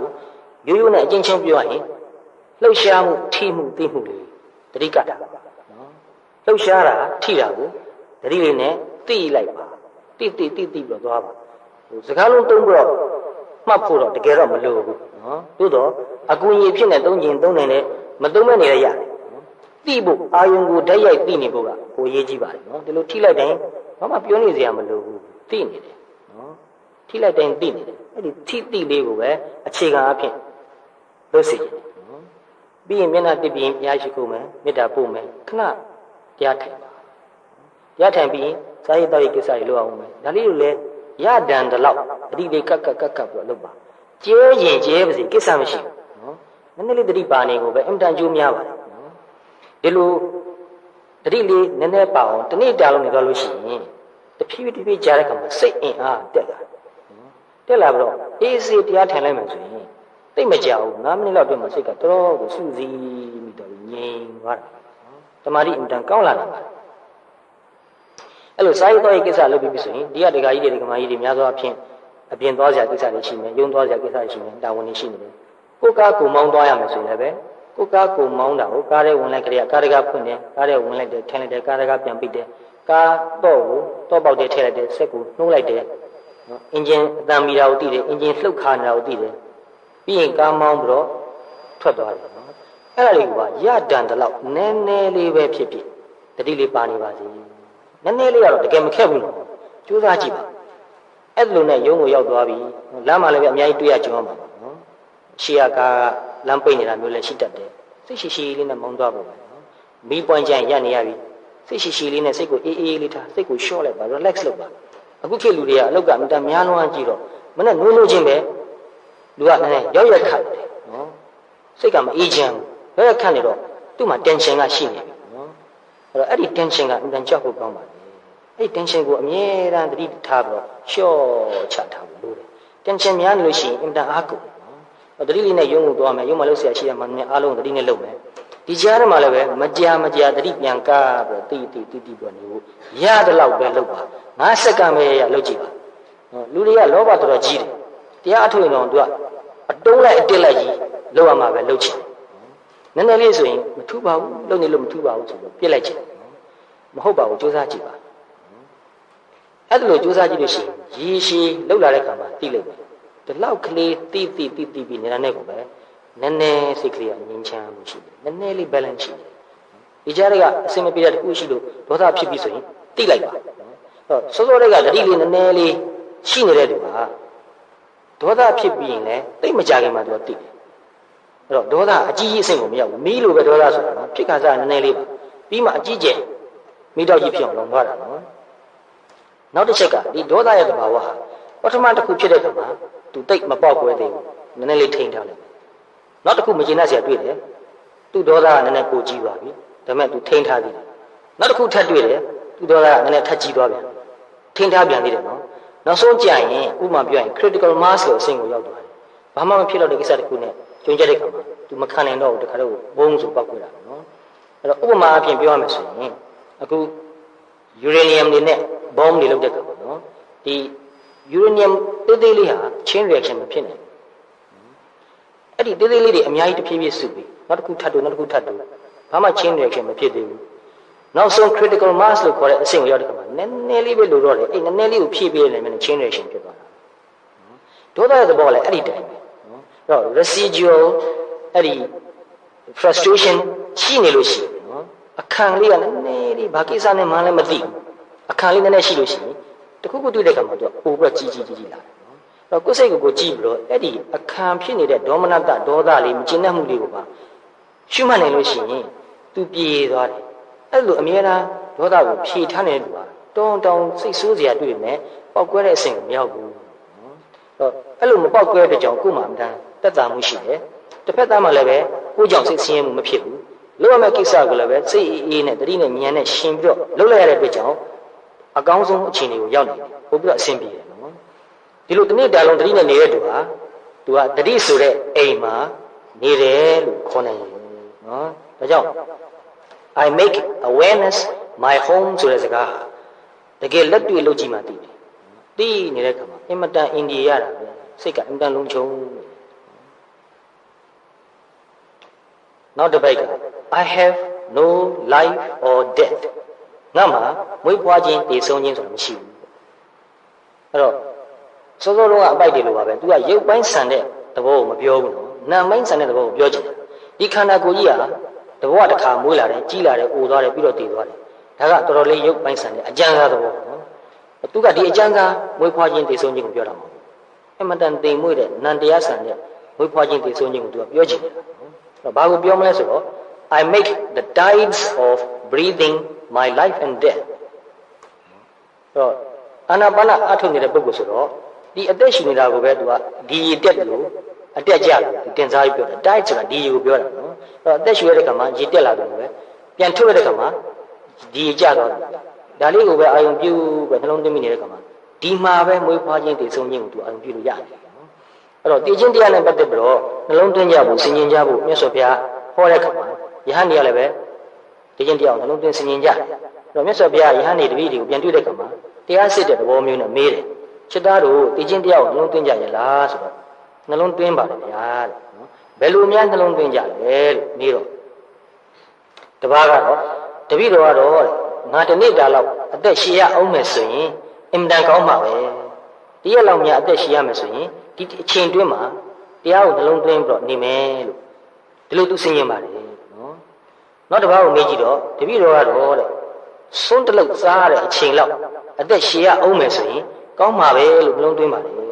အဲ့ဒါလောက်ကလေးအသက်ရှည်အောင်မယ်ဆိုရင်တောင်မှဒီအချိန်တွင်းမှာတရားထုတ်နိုင်မယ်ဆိုတော့ကသူကဒီထက်ပိုပြီးတော့အသက်ရှည်ဖို့မျှော်လင့်ချက်မထားဘူးဆိုတဲ့သဘောပဲတည်သွားနိုင်တယ်ဆိုတာလေးကိုသူကနိနိကကလေးနှလုံးသွင်းတဲ့သဘောပါနော်နောက်တစ်ပါးကိုမေးတော့တပည့်တော်ကတော့တဲ့တစ်ချိန်အသက်ရှူတာလောက်ကလေးအသက်ရှည်ရအောင်မယ်ဆိုရင်ကောင်းပါပဲအဲ့ဒါလို့ဆိုရင်အဲ့ဒီအချိန်တွင်းမှာတရားကိုနှလုံးသွင်းမယ်လို့ဒီလိုစဉ်းကျင်ပါတယ်သူကနှစ်ချိန်အသက်ရှူရလောက်တဲ့အထီတောင်မှအသက်ရှင်ပါမလားတည်ခြင်းတည်သွားနိုင်တယ်ဆိုတဲ့သဘောကိုနှလုံးသွင်းတယ်နော်တည်ခြင်းတရားကိုပို့ပြီးတော့နီးကပ်တယ်ဆိုတာကိုသိတယ်နော်အဲ့တော့ဗမာစကားပုံတစ်ခုလည်းရှိပါတယ်ဒီတည်ခြင်းတရားနဲ့အင်မတန်နီးတယ်ဆိုတဲ့အဓိပ္ပာယ်မျိုးနဲ့ပြောထားတာဘယ်သူများစဉ်းစားလို့ရဟုတ်ပြီနော်ကွေးသောလက်ကိုမဆန့်ခင်စံသောလက်ကိုမကွေးခင်မှာတည်သွားနိုင်တယ်ဆိုတာကိုကြားဘူးကြတယ်နော်အဲ့ဒါလိုတည်ခြင်းတရားကိုအင်မတန်နီးနီးကပ်ကနှလုံးသွင်းတဲ့လူဖို့မှာအချိန်ဖြုံးဖို့ဆိုတာ ဖြစ်နိုင်မဖြစ်နိုင်ဘူးတည်သွားနိုင်တယ်ဆိုတော့တကယ်အချိန်မြင့်တင်တယ်ဆိုတော့သိရင်အချိန်မဖြုံးဘူးနော်ဒီဘုံဘုံလည်းခဏခဏပြောပြလေးရှိပါဒီဘုံဘုံကိုယ်တိုင်3ချိန်လောက်သိဖို့ရတော်တော်နီးခဲ့ဘူးပါတယ်အဲ့ဒီ3ချိန်မှာတော့မှ2ချိန်ကတော်တော်ကိုနီးသွားပြီလို့ထင်တယ်အဲ့ဒီ2ချိန်ထဲမှာ1ချိန်ကတော့ကိုယ့်ကိုယ်ကိုသေချာပြီလို့တော့ထင်တယ်ဘေးကလူတွေကတော့ပြောနေတာကိုကြားနေတာမျောသွားပြီဘုံဘုံကတော့မလှုပ်နိုင်တော့အသက်တော်မှပထမတော့အင်တာမောနောက်တစ်ဖြည်းဖြည်းနဲ့အသက်ကရှူတိုင်းညင်တာပြီးတော့ဝင်းဝင်းလေးအသက်ရှူတော့ပြန်မထူးနိုင်တော့ပြန်မပြောတော့မျက်စိလည်းမဖွင့်တော့ခြေလက်တွေလှုပ်လို့လည်းမရတော့ဘေးကပြောတာတော့ကြားနေသေးတယ်သူတို့ခေါ်နေတယ်ကြားတယ်ပြန်ထူးကျင်တယ်ထူးလို့မရဘူးပြီးတော့သူတို့ကပြောတယ်မျောသွားပြီနော်ဘုံဘောတော့တိနေတယ်မမျောပါဘူးတိပါတယ်ဆိုတော့ပြောချင်တယ်ပြောလို့မရတော့ကိစ္စမရှိဘူးပြောတော့အဲ့ဒီအချိန်မှာကိုယ့်ကိုယ်လည်းပဲသူတို့ကငါ့ကိုမျောသွားပြီးပြောတော့ငါတေများတေတော့မလားမသိပါဘူးလို့လည်းစဉ်းစားမိတယ်နော်ကိုယ့်ကိုယ်လည်းသိတယ်ခံစားရတာအင်တန်ကိုပင်မနေပြီနော်ပင်မနေတော့ထိကနေဆိုတေသွားတော့မလို့သိတယ်နည်းနည်းလေး shock တစ်ခုခုနော်နည်းနည်းလေးမခံနိုင်တဲ့အဆင့်တစ်ခုခုရောက်သွားပြီဆိုတော့သိမယ်ဆိုတာကိုသိနေတယ်ကိုယ့်ကိုယ်တတိလေးနဲ့အများကြီးထိန်းတော့ထားနော်ဒီတတိလေးနဲ့ထိန်းထားလို့ပဲကိုယ့်ကိုယ်တော့မသေးခဲ့တာလို့ယုံကြည်တယ်အကိဋ္ဌတတိလေးနဲ့စိတ်ကိုအေးချမ်းအောင်ထိန်းမထားနိုင်လို့ရှိရင်စိတ်ကမခံနိုင်တဲ့အဆင့်တစ်ခုရောက်တော့တည်သွားနိုင်လို့ထင်တယ်ဒီစိတ်နဲ့ခန္ဓာကိုယ်နဲ့အလုပ်ကတွဲပြီးလုပ်နေရတာစိတ်ကမခံနိုင်ခန္ဓာကိုယ်သူကတစ်ခုခုတော်တော့ဆိုတဲ့သဘောမျိုးလုပ်လိုက်ချင်တယ်နော်လုပ်တတ်တယ်အဲ့လိုတေဂာနိလိုဖြစ်တဲ့အခါမှာဟိုအရင်တုန်းကလုပ်ခဲ့တဲ့ကိစ္စတွေပြန်တွေးကြည့်တော့အရင်တုန်းကဘာမှမဖြစ်တော့တဲ့ကိစ္စတွေကြောင်းကြောက်စိတ်ဆိုးခဲ့တယ်မုန်းခဲ့တယ်ရံဖြစ်ခဲ့တယ်မခေါ်နိုင်မပြောနိုင်အကြီးကျယ်စိတ်ဆင်းရဲစရာတွေဂျုံခဲ့ဖို့တယ်နော်အရင်တုန်းကသူများအထင်ကြီးအောင်ဂုဏ်ရှိအောင်ဆိုပြီးတော့ကိုယ့်ဘဝရဲ့အင်တန်တန်ဖိုးရှိတဲ့အချိန်တော်တော်များများနှစ်တော်တော်များများကိုပေးခဲ့တယ်ဆိုတော့နော်သူများအထင်ကြီးမဲ့အလုပ်မျိုးလုပ်ခဲ့တယ်အဲ့တော့တေဂာနိလိုဖြစ်တဲ့ခါကျတော့ပြန်စဉ်းစားကြည့်တယ်ငါဘဝတကယ်တော့သူများအတွက်နေခဲ့တာလူတွေကတော့ထင်ကြမှာနော်ကိုယ့်ဘဝကိုယ့်အတွက်ကိုနေနေတယ်လို့ထင်တယ်အတ္တဇွဲကြီးနဲ့တို့တော့တွေးမှာပဲဘလောက်အတ္တဇွဲကြီးနဲ့တွေးလူတွေဟာကိုယ့်ဘဝကိုကိုယ့်အတွက်ကိုနေတာမဟုတ်ပါဘူးသူများအတွက်နေပေးနေတာပါဆိုတော့ဒီကသူများအထင်ကြီးအောင်နေတာပါနော်သူများကျင်အောင်နေတာပါတော့ကိုယ့်အကူတေဂာနိမှာပြန်စဉ်းစားတဲ့အခါမှာအဲ့ဒါတွေကအင်တန်ရှင်းရှင်းလင်းကိုယ်မြင်လာတယ်ဒါကြောင့်တေဂာနိမှာတတိနဲ့ဉာဏ်နဲ့နေတဲ့လူဆိုရင်ဘဝကိုပို့ပြီးတော့လေးလေးနက်နက်သိနေတယ်ဘယ်လိုကြောင့်ဆိုတော့ဖြည်းဖြည်းတော့ရှင်းပြရပြီနော်တေဂာနိမှာအတိညာတစ်မျိုးပြောင်းသွားတယ်လို့ဆိုနိုင်တယ်ဒါကဆိုလိုတဲ့ကဒီတရားထုတ်တဲ့အလေးချိန်ရှိခဲ့ရင်ပို့ပြီးတော့ဖြစ်နိုင်ပါတယ်အဲ့လိုခါမှာကိုယ့်ဘဝကိုပြန်သုံးသပ်ကြည့်တဲ့အခါမှာဘယ်အလုပ်ကအရေးကြီးဆုံးလဲဆိုတာလည်းပဲပို့ပြီးတော့မြင်လာတယ်ရှင်းနေတဲ့စိတ်ထဲမှာတကယ်တော့ငါအရေးကြီးတယ်ထင်ပြီးတော့လုပ်ခဲ့တဲ့လုပ်တွေဟာအမှန်တော့ပတ်ဝန်းကျင်ရဲ့အထင်ကြီးမှုကိုရဖို့ပဲတကယ်အရေးကြီးဆုံးအလုပ်မဟုတ်ဘူးစာဝတ်နေနဲ့ပတ်သက်ပြီးလုပ်ခဲ့လည်းပြန်စဉ်းစားကြည့်တော့ကောင်းကောင်းစားဖို့ကောင်းကောင်းနေဖို့ကောင်းကောင်းဖို့လုပ်ခဲ့တယ်ဘဝမှာအဲ့ဒီကောင်းကောင်းစားဖို့ကောင်းကောင်းဖို့ကောင်းကောင်းနေဖို့ဟာတကယ်အရေးကြီးဆုံးအလုပ်လားဆိုတော့မဟုတ်ပြန်ဘူးစာဝတ်နေရေးကတော့လိုအပ်တာအမှန်ပဲသူမရှိလို့မဖြစ်ဘူးနော်ဒါပေမဲ့သူကအဓိကအကျဆုံးအလုပ်မဟုတ်ပြန်သူကအသက်ဆက်ဖို့ပဲလုပ်တာတကယ်အဓိကအကျဆုံးလုပ်တာဘာလဲဆိုတော့အသိဉာဏ်လို့အဖြေထွက်တယ်နော်ဘဝဖြစ်လာတာဟာအသိဉာဏ်ရဖို့ငါဟာအသိဉာဏ်ရှာဖို့အတွက်ဘယ်လောက်အချိန်ပေးခဲ့တယ်ကိုကြောင်းနေခဲ့တာတော့ရှိပါတယ်နော်တက္ကသိုလ်တွေပါနေခဲ့တယ်ဒါပေမဲ့အဲ့ဒါကစာဝတ်နေရေးအတွက်အထောက်ပံ့ဖြစ်မဲ့လောက်တာကင်တာပညာရှာခဲ့တာအဲ့ဒါကလည်းအလေးနဲ့ဆုံးအသိဉာဏ်မဟုတ်သေးပြန်ဘူးနော်အလေးနဲ့ဆုံးအသိဉာဏ်ကဘဝနဲ့ပတ်သက်တဲ့အသိဉာဏ်ပဲအဲ့ဒီဘဝနဲ့ပတ်သက်တဲ့အသိဉာဏ်ရဖို့ကိုတော့အချိန်သိမ့်မပေးနိုင်ခဲ့ဘူးအဲ့တော့တေဂာနိလိုဖြစ်တဲ့ခါမှာအဲ့လိုခံစားမိဘူးအကေးမြငါမသိရင်ငါတကယ်တန်ဖို့အရှိဆုံးလုပ်ကိုလုပ်မယ်ဒီလိုစဉ်းစားလိုက်တာနော်အဲ့တော့ဘုံငယ်တော့စာရီပီဖတ်ခဲ့တုန်းကလည်းပဲအခုနပြောလို့ပဲ read the best book first or you will not have another chance to read it at all ဆိုတဲ့စကားလုံးလေးကိုမှတ်သားဘူးတယ်လို့ပဲအဲ့ဒီစကားလုံးရဲ့စင့်ပွားအဓိပ္ပာယ်ဖြစ်တဲ့အရေးကြီးဆုံးအလုပ်ကိုအရင်လုပ်ပါသို့မဟုတ်ရင်တော့အဲ့ဒီလိုလုပ်ဖို့ရအချိန်ရမှာမဟုတ်တော့ဆိုတော့အဲ့ဒီအဓိပ္ပာယ်ကိုလည်းပို့ပြီးတော့လေးလေးနဲ့သဘောပေါက်သွားတယ်နော်အဲ့ဒီအရေးကြီးဆုံးအလုပ်ကိုလုပ်ရမှာဆိုတော့တခြားလုပ်တွေအကုန်လုံးပြစ်ထားရမှာလားဆိုတော့အဲ့လိုလည်းမရပြန်ဘူးနော်လူလောကမှာနေတဲ့လူဆိုရင်တော့ပို့ပြီးတော့စားဝတ်နေရေးကိစ္စတာရေးသမီးရေးကိစ္စတွေအင်တာများပါတယ်နော်သို့တော့အဲ့ဒီစားရေးတောက်ရေးကိစ္စလူမှုရေးကိစ္စနော်တိုင်းရေးပြည်ကိစ္စဘာသာရေးကိစ္စတွေဒါတွေကိုလုံနေရင်းကပဲတစ်ဖက်ကရကြတဲ့လောက်အချင်းကိုမရရအောင်ယူပြီးတော့အတိညာ လေးနဲ့တဲ့မြင့်မြတ်တဲ့အသိဉာဏ်ရဖို့လောက်ရအောင်ပါမလို့လို့မဖြစ်ဘူးတချို့ကိစ္စတွေမှာတော့အဲ့ဒီစားရည်တောက်ရည်နေထိုင်သွားရည်လာရည်တွေကိုလုံနေရတဲ့ကိစ္စတွေကိုပဲကြည့်ပြီးတော့သဘောထားမှန်မှန်နဲ့တတိလေးနဲ့ဉာဏ်လေးနဲ့လှုပ်သွားမယ်ဆိုရင်အဲ့ဒီထက်ကပဲဉာဏ်တွေရတယ်ဒါတွေကိုလုံရင်းနဲ့ပဲအသိဉာဏ်တွေအများကြီးတိုးလာပါတယ်လောကဓာတ်တရားတွေအမျိုးမျိုးကိုကြုံတွေ့နေရတုန်းမှာပဲအဲ့ဒီလောကဓာတ်တရားတွေကိုတတိနဲ့ဉာဏ်နဲ့ကြည့်ပြီးတော့သုံးသပ်ပြီးတော့ဒီထက်ကပဲအသိဉာဏ်တွေအများကြီးရတယ်တော့ဘဝထဲမှာပညာယူစရာတွေအများကြီးရှိတယ်နော်ဒါကြောင့်အရင်တစ်ခေါက်ရောက်တုန်းကဟောခဲ့တဲ့တရားတွေမှာအဲ့ဒီတစ်ပိုက်ကပါတယ်နော် you will learn lessons သင်ဟာပညာတွေအများကြီးရှားလို့ you are enrolled in a full time informal school called life သင်ဟာဘဝလို့ခေါ်တဲ့စာသင်ခန်းမရှိစာအုပ်မရှိတဲ့အချိန်ပြည့်ကျောင်းကြီးမှာဇင်းသွင်းထားပြီနော်ဘဝတစ်ခုလုံးဟာကျောင်းမွေးတဲ့အချိန်ကနေစပြီးတော့တည်သည့်အချိန်ထိဟာကျောင်းနေတာနော်အဲ့ဒီဘဝမှာတွေ့ကြုံရသမျှကိစ္စအားလုံးမြင်သမျှကြားသမျှကောင်းတာရောဆိုးတာရောတစ်ခုမှမကြံဘူးအားလုံးဟာသင်ခန်းစာတွေကြီးပဲယူတတ်ရင်ရတယ်အဲ့ဒီယူတတ်ဖို့ဆိုတာတတိရှိမှဖြစ်တယ်မိတိမိလျော်နေတော့မရဘူးပညာမရဘူးနော်အဲ့တော့အခုခေတ်ကလေးတွေကျောင်းကိုသွားကြတယ်စာသင်ခန်းမှာထိုင်တော့ကိုယ့်ကိုတွေးကြံတွေးငေးကြံငေးနေမယ်ဆိုရင်ဆရာဆရာမတွေတင်လိုက်တာကိုကောင်းကောင်းမကြားလိုက်ဘူး तू သဘောမပေါက်ဘူးနားမလဲဘူးမမှတ်မိဘူး तू ပညာမရဘူးအဲ့လိုပဲနော်ဘဝထဲမှာလည်းဒီလိုပဲငေးတီးငေးမောနဲ့စိတ်ကူးတွေယင်ပြီးတော့ကိုယ့်ဟာကိုယ်နေကြတဲ့လူတွေဟာနေ့စဉ်ကြုံတွေ့နေရတဲ့လောကဓာတ်တရားတွေအမျိုးမျိုးတွေကငယ်သည်ဖြစ်စေကြီးသည်ဖြစ်စေအဲ့ထက်ကသင်ခန်းစာကိုမရလိုက်ဘူးဆိုတော့သင်ခန်းစာများများရကြရင်တတိများများထားမှဖြစ်တယ်အမြဲတမ်းတိပြီးတော့နေမှပဲဖြစ်တယ်အဲ့တော့မြင်လိုက်ရင်စိတ်ထဲမှာဘယ်လိုဖြစ်လာလဲကြားလိုက်ရင်စိတ်ထဲမှာဘယ်လိုဖြစ်လာလဲတခုခုစဉ်းစားမိရင်စိတ်ထဲမှာဘယ်လိုဖြစ်လာလဲအဲ့ဒါတွေကိုသိချာကြည့်တတ်ဖို့နော်ခဏနဲ့တော့မရဘူးနော်ရုပ်တရက်ပြောလိုက်ရင်တော့တိတ်ခက်တာပဲလုပ်လို့ရမှာမဟုတ်ပါဘူးလို့တွေးလိုက်ဖြည်းဖြည်းချင်းလေ့ကျင့်သွားပါရေရှည်လောက်လာရင်တဖြည်းဖြည်းလှုပ်တက်လာတယ်တဖြည်းဖြည်းနဲ့လွယ်လာပါတယ်နော်ဒီလိုပဲတတိနဲ့နေဖို့ရကိုတွေ့တိုင်းတတိပေးပြီးတော့အားပေးတက်တွန်းခဲ့တဲ့တချို့တပည့်တွေတရားဓမ္မတွေကြိုးစားတယ်ကြိုးစားတော့၄-၅နှစ်လောက်ကြာလာပြီတချို့ဆိုရင်နော်တချို့ဆိုဒီထက်တော့မကတော့ဘူး10နှစ်လောက်ရှိတယ်သူတို့ကိုကြုံတဲ့အခါမေးကြည့်တယ်တယောက်ဆိုမကြိုက်တဲ့ငါမေးကြည့်တယ်9မိနစ်လုံးတတိလက်လွတ်ဖြစ်ပြီးတော့နေတဲ့အခါရှိသလား10မိနစ်လုံးတတိလက်လွတ်ဖြစ်ပြီးတော့နေတဲ့အခါရှိသလားလို့မေးကြည့်တော့မရှိပါဘူးတတိကကျဲသည်ဖြစ်စေစိတ်သည်ဖြစ်စေတတိကတော့ရှိနေပါတယ်လုံးကြီးတတိလက်လွတ်ဖြစ်သွားတာမရှိဘူးတဲ့ဘာပဲလုပ်နေနည်းနည်းတော့သိနေတယ်နော်အဲ့တော့အလေးကျင့်များသွားတဲ့အခါမှာစိတ်ကနှစ်ခုလိုဖြစ်နေတယ်အဲ့ဒါပြောရတော့နည်းနည်းတော့ခက်တယ်နော်ကြုံမှုတဲ့လူကတော့ဒါဘာမှမထူးဆန်းဘူးနော်လှုပ်ရှားရှိတဲ့ကိစ္စတွေကိုလှုပ်သွားနေတဲ့စိတ်ကတစ်ခုအဲ့ဒီလှုပ်နေတာတွေကိုသိနေတဲ့စိတ်ကနောက်တစ်ခုဖြစ်တယ်အဲ့ဒီသိတဲ့စိတ်ကသိမပြတ်ဘူးတခါတလေ तू မောဟဝင်လာတဲ့အခါမှာ तू ပျောက်သွားတယ်နော်ဒါပေမဲ့သိကြမောဟနဲ့နေလို့မရဘူးနော်တတိနဲ့နေတဲ့အလေးချင်းကိုများလှုပ်လာတဲ့လူမောဟဝင်လာပြီးတော့တတိလွတ်သွားလို့ရှိရင်နည်းနည်းလေးလံလာတယ်နည်းနည်းပင်ပန်းလာတယ်နည်းနည်းရှုပ်လာတယ်စိတ်ထဲမှာအဲ့တော်လေးတွေကဖြစ်လာတယ် agitation စိတ်ထဲမှာများလာတယ်အဲ့ဒါကိုချက်ချင်းပြန်သိလိုက်ပြီးတော့တတိကများဝင်လာကြာကြီးတတိလက်လို့နေလို့မရဘူးနော်စကားပြောနေတော့မှတတိကနည်းနည်းတော့ပါနေတယ်နော်အကျင့်ရနေတော့ပါနေတယ်ကိုဘာပြောနေဆိုတော့သိတယ်ပြောချင်တာကိုလည်းသိတယ်အဲ့ဒါလို့နော်တနေ့တာလုံးရကြံတော့တတိနဲ့ကပ်ပြီးတော့ကြည့်ပြီးတော့သိပြီးတော့နေသွားရမှာနော်အဲ့လိုနေတဲ့လူဟာဒီခန္ဓာမှာဖြစ်နေတာတွေကိုတခါတလေတော်တော်ကိုတတိကောင်းနဲ့စူးစိုက်မြင်တယ်နော်ခုနပြောတဲ့တပည့်လိုပဲသူကတတိသိကောင်းရတဲ့ခါမှာအတွေးတွေကတော့ရပ်သွားတယ်နော်စိတ်ကတကယ်ကို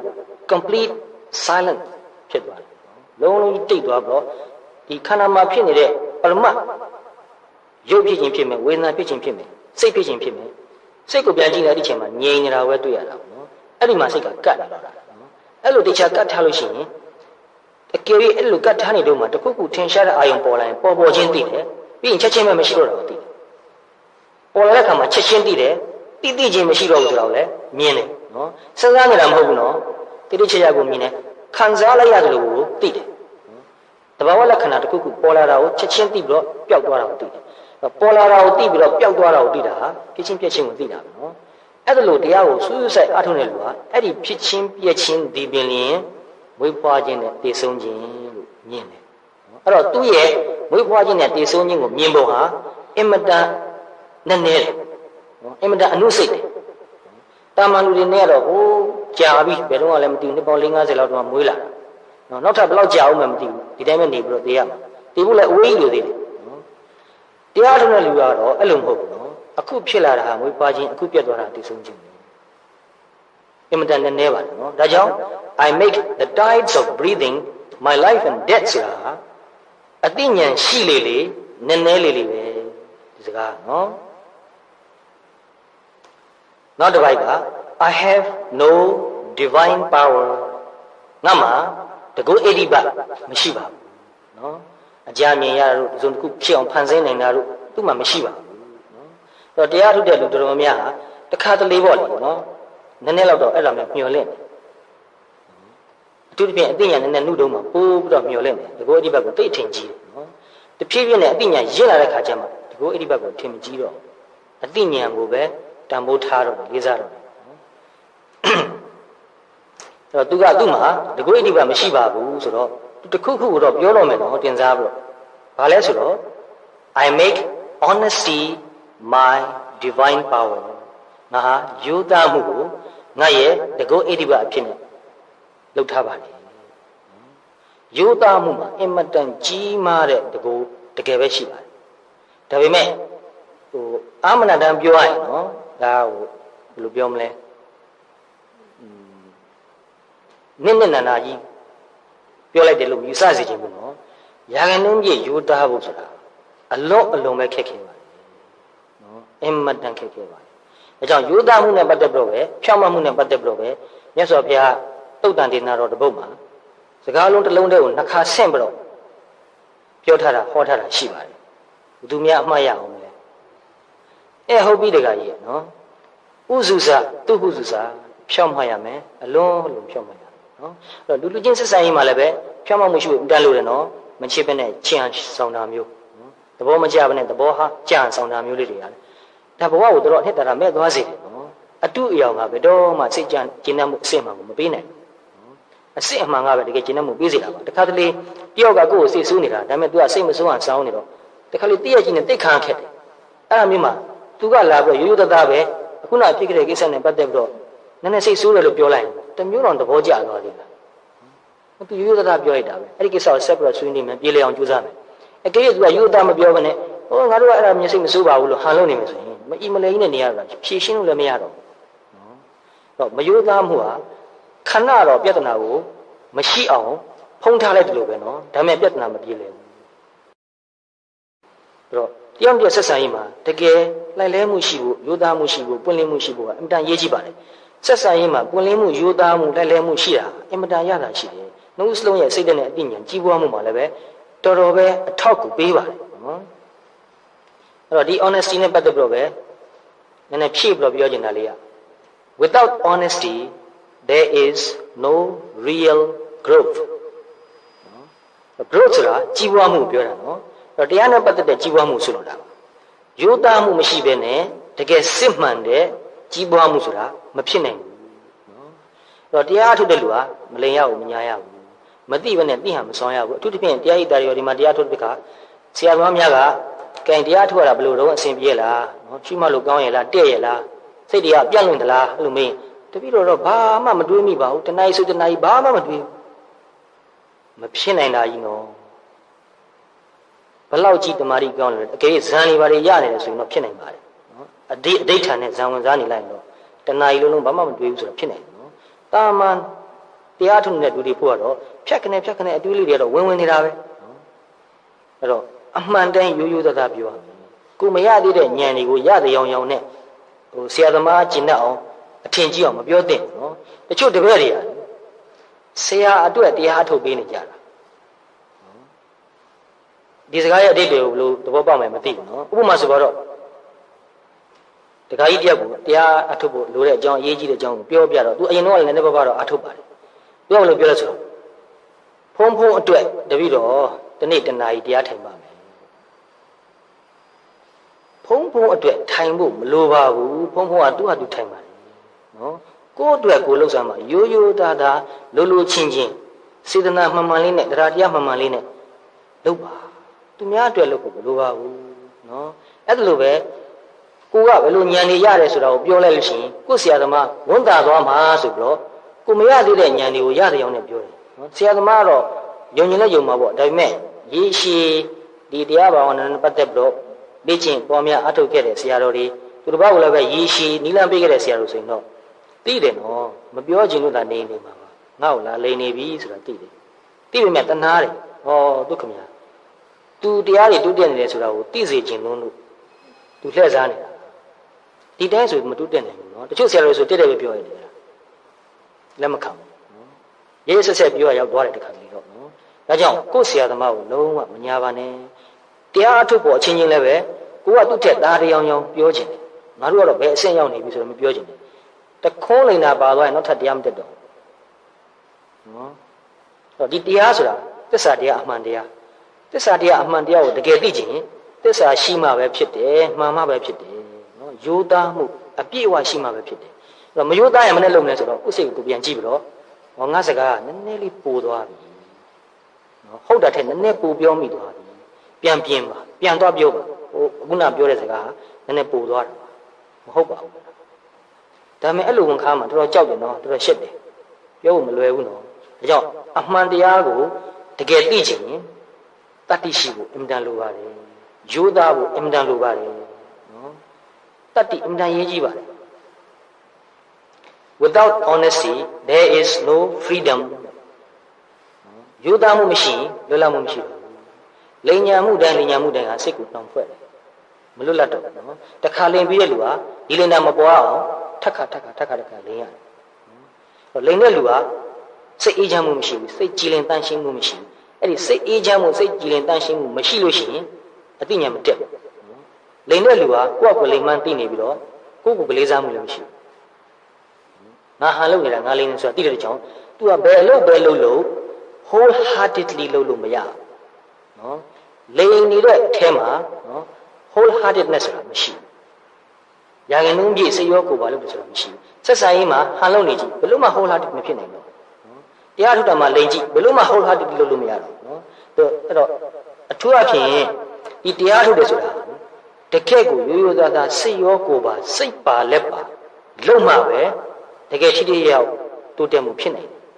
whole heartedly မလုပ်လို့ကတော့နည်းနည်းပါးပါးအပေါ်ယံတတိတမာတိလောက်တော့ရရင်ရမယ်တကယ်လေးနဲ့တဲ့အစင်မြင့်တဲ့တတိတမာတိဉာဏ်ပညာမရနိုင်ပါဘူးနည်းနည်းပါးပါးရနိုင်တယ်ဆိုတာဘာလို့ပြောလဲဆိုတော့အဲ့ဒီမယိုးသားတာမယိုးသားဘူးလို့ပြန်သိနေတာကိုကတတိတစ်မျိုးပဲဒီလောက်တော့ရပါတယ်ဒေါသဖြစ်နေတော့ဒေါသဖြစ်နေတယ်လို့ပြန်သိလည်းပဲတတိတစ်မျိုးဖြစ်နေတဲ့ကြောင့်သူ့မှာတတိတမာတိနည်းနည်းတော့ရှိတယ်နော်ဒီတဲ့အစင်မြင့်တဲ့ဘက်ကိုတော့တွားရအောင်ပါဒါတွေကိုကြော်ပြီးတော့တွားရအောင်ပါနော်ကြော်သွားမှာဆိုတာကတော့သူ့ကိုမတွေ့အောင်ရှောင်သွားမှာပြောတာမဟုတ်ဘူးနော်သူ့ကိုသိပြီးတော့ဖြတ်တန်းသွားရမှာအဲ့တော့တကယ်ထိထိရောက်တရားအားထုတ်ခြင်းတဲ့ဆိုရင်တော့အဲ့လိုကိုယ့်ကိုယ်ပြန်စမ်းစစ်ပါငါမှရိုးသားမှုတကယ်ရှိသလားတရားထိုင်ပြီဆိုတာလည်းနေမြင်နဲ့ငါဘာဖြစ်လို့တရားထိုင်တာလဲငါတကယ်ကိုရိုးသားသားဒီခန္ဓာရဲ့ရုပ်သဘောနာမ်သဘောပရမတ်သဘောတွေကိုဒီခန္ဓာရဲ့အနိစ္စဒုက္ခအနတ္တခေါ်တဲ့လက္ခဏာ၃ပါးသဘောတွေကိုတကယ်သိကျင်လို့တရားထုတ်တာဟုတ်သလားအဲ့ဒါကိုသိချင်ကြည့်ပါနော်ရိုးသားသားတကယ်အားထုတ်မယ်ဆိုရင်တော့မှန်မှန်တော့တိုးတက်သွားမှာပါပဲနော်နှေးတာနဲ့မြန်တာပဲကြွားတယ်တိုးတက်မှုကတော့တကယ်ရှိပါတယ်နော်အခုတိတဲ့တပည့်တွေတရားဓမ္မတွေအများကြီးရှိတယ်တချို့ကချက်ချင်းကြည့်မယ်ဆိုရင်တော့တိတ်မတိုးတက်ဘူးနော်ဒါပေမဲ့6လလောက်ကြာတဲ့အခါပြန်ကြည့်သူအများကြီးတိုးတက်တယ်တစ်နှစ်လောက်ကြာတဲ့အခါကြည့်နောက်နည်းနည်းတိုးတက်သွားပြန်နောက်ထပ်6လလောက်ကြာတဲ့အခါပြန်ကြည့်နောက်တစ်ခါနည်းနည်းလေးတိုးတက်နေပြန်နှစ်ရှည်လမြန်အားထုတ်သွားတဲ့အခါမှာသူ့မှာတိုးတက်မှုကမှန်မှန်လေးရှိနေတယ်နော်အဲ့တော့အမြဲတမ်းမှန်မှန်ကန်ကန်အားထုတ်နေလို့ရှိရင်မှန်မှန်ကန်ကန်လေးတော့တိုးတက်နေမှာပဲအဲ့ဒါကိုသဘောပေါက်ဖို့လိုတယ်နော်ရည်ရှိဇွဲကောင်းကောင်းနဲ့မှန်မှန်ကန်ကန်အားထုတ်ဖို့ဆို without honesty nothing is အတုဆိုတာတကယ်ရှိတာမှမဟုတ်ဘူးဘာမှမရှိပါဘူးအဲ့ဒါကြောင့်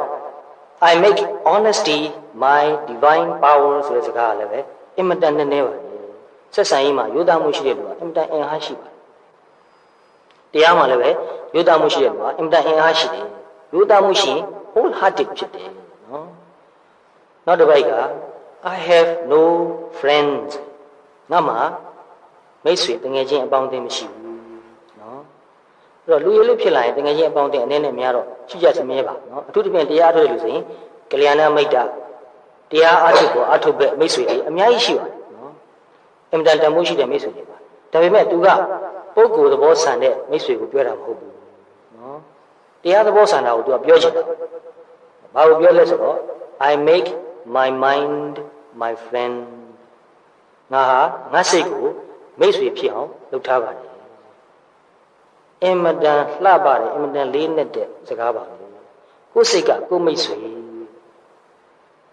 နည်းလေးစဉ်းစားကြည့်လိုက်စမ်းပါကိုယ်စိတ်ကကိုယ်မိတ်ဆွေဖြစ်နေဘယ်လောက်ကောင်းတယ်ဘယ်လောက်ပြောစရာကောင်းတယ်နော်ဒီစကားကိုအခြေခံပြီးတော့စန့်ကျင်ဘက်ကိုတွေးကြည့်စမ်းပါလူတော်တော်များများအတွက်ကိုယ်စိတ်ကကိုယ်မိတ်ဆွေမဖြစ်ဘူးနော်တချို့လူတွေအတွက်ဆိုရင်ကိုယ်မိတ်ဆွေကကိုယ်စိတ်ကကိုယ်ရန်သူဖြစ်နေတယ်နော်ဘုန်းကြီးဆိုရဖြစ်တဲ့ဈေးုံတေုံကိုရောက်ခဲ့တော့ကအဲ့ဒီမှာတရားဟောခဲ့ရတယ်ပရိသတ်ကတော့ဘာသာမျိုးမျိုးပါဝင်နေတာအတွက်ဖြစ်တဲ့အတွက်ကြောင့်အများနဲ့ကိုက်ညီမဲ့အကြောင်းအရာမျိုးကိုရွေးပြီးတော့ဟောခဲ့တာအဓိကဘယ်လိုထားခဲ့လဲဆိုတော့ကိုယ့်ကိုချစ်တတ်ဖို့နော်ကိုယ့်ကိုမိတ်ဆွေဖြစ်နေထားနိုင်ဖို့ကိုယ့်စိတ်ကိုမိတ်ဆွေဖြစ်နေထားနိုင်ဖို့ဆိုတာဟောခဲ့ရနော်အဲ့တော့ဒီလိုမူရင်းစေဝါအစရှိတဲ့မကောင်းတဲ့ဒုစရိုက်မှုတွေကိုရေရှည်လုပ်နေတဲ့လူတွေပေါ့နော်တခါတရံတော့ပုထုဇဉ်တို့တဘာဝမလုပ်တင်တာတွေတော့လုံးမိမှာပါနော်ဒါတော့မရှောင်နိုင်ဘူးသောတာပန်တော်မှအကုသို့မကင်းသေးပါဘူးနော်သို့တော့ဒီလောက်ဆိုးဆိုးဝါးဝါလုံလုံကဲကဲဖြစ်လာရတာဆိုတာကြတော့မကောင်းတော့ဘူးနော်အဲ့တော့ဒီလိုလုပ်တဲ့လူဟာကျမ်းမာရေးထိခိုက်သွားပြီပတ်စံကုန်တယ်အလောက်ကင်တွေပြတ်သွားတယ်ဂုံတိတ်ခါကြတယ်လူအတိုင်းဝိုင်းရဲ့ဝိုင်းကျင်မှုကိုခံရတယ်အတိုင်းဝိုင်းကသူ့ကိုဘာမှအယုံကြည်မရှိတော့ဘူးနော်နောက်ဆုံးတချို့ဆိုရင်မိဘတော်အိမ်ဘွားနဲ့မောင်းချလိုက်တာအင်မတန်ချစ်တဲ့ဝန်းနဲ့လွယ်ပြီးတော့မွေးပေးလိုက်ရတဲ့အမေတော်မှလက်မခံနိုင်တော့ဘူးမင်းသွားတော့မင်းဒီမှာမနေနဲ့တော့စွန့်ပစ်လိုက်ရတဲ့အဆင့်ကိုရောက်သွားတာနော်ကျမ်းမာရေးထိခိုက်နေမကဘူးအသိဉာဏ်မှာထိခိုက်တယ်အသက်လည်းတူသွားတယ်တချို့လည်းအသက်30ကျော်လောက်နဲ့ကြားလိုက်ရတယ်ငွေစေဝါလုံလို့တည်သွားတယ်တချို့ကျတော့အရက်တောက်တယ်နော်အရက်တွေတောက်တာများလုံးလို့အသက်ကျွန်းတယ်အများကြီးဒုက္ခရောက်တယ်နော်အဲ့တော့ဒီလောက်ဆိုးရတဲ့အဖြစ်မျိုးကိုရောက်အောင်ဘသူကတိုက်တွန်းလို့လုပ်လိုက်တာလေကိုယ်စိတ်ကပဲတိုက်တွန်းနော်ဒီအာယုံကိုဒီမသိတော့တဲ့ဒီမကောင်းတဲ့သဘောကိုသူသိလို့ချင်းတယ်တော့ကိုကိုချစ်လို့လုပ်တာလားဆိုတော့မဟုတ်ဘူးအာယုံကိုဆွဲလန်းလို့လုပ်တာပါနော်ဆွဲလန်းတဲ့စိတ်ကချစ်တဲ့စိတ်မဟုတ်ဘူးချစ်တယ်နဲ့ဆွဲလန်းတာတခြားစိတ်ပဲနော်အဲ့တော့အဲ့ဒါလို့တချို့လူတွေကကိုရန်သူလိုဖြစ်နေတယ်နော်သူတို့မေးကြည့်မယ်ဆိုရင်တော့ကိုချစ်ရလားလို့မေးတော့ချစ်တယ်လို့ပြောမှာတကယ်တော့ချစ်ရမရဘူးနော်အဲ့တော့ကိုယ်စိတ်ကကိုမကောင်းတာလို့ကိုတိုက်တွန်းနေတယ်ဆိုရင်အဲ့ဒီစိတ်ကရန်သူပဲကိုယ်စိတ်ကကိုကောင်းတာလို့ကိုတိုက်တွန်းနေတယ်ဆိုရင်အဲ့ဒီစိတ်ကမိတ်ဆွေပဲအဲ့တော့ကိုယ်စိတ်ကအမြဲတမ်းလိုပဲကိုကောင်းတာလို့ကိုပဲတိုက်တွန်းနေတယ်ဆိုရင်ကိုယ်စိတ်ကအမြဲတမ်းမိတ်ဆွေဖြစ်သွားပြီနော်အမှန်တန်ကောင်းပါနော်အဲ့တော့ကိုယ်စိတ်ကကိုမိတ်ဆွေတကယ်ဖြစ်သွားပြီဆိုရင်အဲ့ဒီလူကတရားဘက်ကတော့တကယ်တိုးတက်တော့မှကြီးပွားတော့မှာအဲ့ဒီလူကစိတ်ချမ်းသာကိုချမ်းသာနေတယ်လို့ရမှာကုံကုံပြောမယ်ဆိုရင်တော့ကိုယ်စိတ်ကကိုမိတ်ဆွေရာဂနှုံးကြီးတကယ်ဖြစ်မယ်ဆိုရင်တရားကိစ္စလမ်းဆုံးတဲ့အထိအောင်တော့ရောက်နိုင်ပါတယ်နော်အဲ့တော့ကိုယ်စိတ်ကိုပြန်ကြည့်ပါကြည့်ပြီးတော့ငါစိတ်ကငါရဲ့မိတ်ဆွေလားရန်သူလားဆိုတာကိုမြင်အောင်ကြည့်လိုက်ပါနော်မိတ်ဆွေဖြစ်နေတော့အဲ့ဒီမိတ်ဆွေလေးကိုဆက်ပြီးတော့ထိမ့်သိမ့်ထားပါနော်ကုသိုလ်စိတ်တွေကောင်းတဲ့စိတ်တွေကိုပွားနေအောင်အမြဲတမ်းကြိုးစားပါကိုရန်သူဖြစ်နေတော့သူ့ကိုပြောလိုက်ပါမင်းကငါမိတ်ဆွေမဟုတ်ဘူးတွားတော့နော်အဲ့တော့ကိလေသာရဲ့သဘောဟာသူ့ကိုစိတ်အေးလက်အေးနဲ့ညံနဲ့ကြည့်ရလို့ရှိရင်သူနောက်ဆုတ်သွားပါတယ်နော်အဲ့တော့စိတ်အေးလက်အေးနဲ့ညံလေးနဲ့ကြည့်တတ်ဖို့ပဲလို့တယ်သူ့ကိုအကြီးကျယ်တဲ့ရကြီးတက်ခက်ဖို့အတက်လုပ်ဖို့မလိုပါဘူးကိလေသာအကြောက်ဆုံးဟာသူ့ကိုရန်လောက်တာမဟုတ်ဘူးကိလေသာအကြောက်ဆုံးဟာသူ့ကိုအေးအေးဆေးဆေးကြည့်တာနော်အခုလူတယောက်ကိုအေးအေးဆေးဆေးစိုက်ကြည့်နေမှဆိုရင်အကြည့်ခံရလို့ဘယ်နဲ့ရှင်းသွားတယ်နော်အဲ့ဒါလိုပဲကိလေသာတတိလေးနဲ့ညံလေးနဲ့သူ့ကိုတေချာကြည့်နေမယ်ဆိုရင်သူကြကြအကြည့်မကောင်းပျောက်သွားတယ်အဲ့တော့တပည့်ပျောက်ကိုမှားဘူးတာကိုလောဘဖြစ်တဲ့ကအဲ့လောဘစိတ်ကိုတေချာကြည့်ပါဒေါသဖြစ်တဲ့ကအဲ့ဒေါသစိတ်ကိုတေချာကြည့်ပါဆိုတော့သူကစာပြန်ရေးတယ်အရှင်ဘုရားလောဘစိတ်ကကြည့်လိုက်တော့အကြည့်မကောင်းပျောက်သွားတယ်ကြည့်လို့မရဘူးတစ်ချက်ပဲကြည့်လို့ရတော့ပျောက်သွားတယ်နော်အဲ့လိုပဲဖြစ်တာပါပဲဆက်ကြည့်ပါအဲ့တော့ရန်သူကိုမိတ်ဆွေဖြစ်အောင်လုပ်တတ်ရင်အမှန်တန်ကောင်းပါတယ်နော်အဲ့ဒီဖြစ်ပေါ်လာတဲ့လောဘဒေါသကိုပဲတေချာကြည့်ပြီးတော့ဒီလောဘဟာလိုချင်တဲ့သဘောတသက်ပဲငါလိုချင်တာမဟုတ်ဘူးငါစိတ်မဟုတ်ဘူးစိတ်ကလေးတစ်ခုပဲအကြောင်းရှိလို့ဖြစ်လာတဲ့အာယုံမှာနှစ်သက်တဲ့သဘောလေးဖြစ်တယ် သူ့ကိုပဲကြည့်ပြီးတော့ဒါဟာအနတ္တတရားပါလားဆိုတော့မြင်လိုက်လို့ရှိရင်သူ့စီကပညာရလိုက်တယ်ဟောကြည့်ပြီးတော့ပညာယူပါငါလောဘလို့ထင်နေရင်သူ့ကိုပယ်ရတာပိုခက်တယ်သူအင်အားပိုကြီးနေတယ်ဘာလို့လဲဆိုတော့ငါနဲ့တွဲမိနေတယ်ကိလေသာရဲ့သဘောဟာငါနဲ့ပေါင်းစပ်မိရင်အင်အားပိုပြီးတော့ကြီးတတ်တယ်နော်အဲ့တော့ငါရဲ့ဆိုတဲ့အဲ့ဒီကိလေသာဟာအတ္တရဲ့အကူကိုမရလို့ရှိရင်သူအားနေသွားတယ်နော်ဒါကြောင့်ကိုယ်လောဘကိုယ်ဒေါသလို့ခေါ်ပြီးတော့တပည့်တော်တို့ကဗျာလောဘဒေါသကြီးလိုက်တာစိတ်ပြက်လိုက်တာလို့အဲ့လိုမပြောပါနဲ့နော်အဲ့ဒီလောဘဒေါသကိုပဲပုဂ္ဂိုလ်မဟုတ်ဘူးတရားမဟုတ်ဘူးစိတ်ကလေးတစ်ခုပဲအကြောင်းရှိလို့ဖြစ်လာတယ်အဲ့ဒီဖြစ်နေမှန်းကိုတေချာသိလို့ရှိရင်တွေ့ပါလိမ့်မယ်သူမရှိတော့နော်သူ့ကိုပြတ်သွားအောင်တမင်တကာလုပ်လို့မရဘူးနော်လုပ်ဖို့လည်းမလို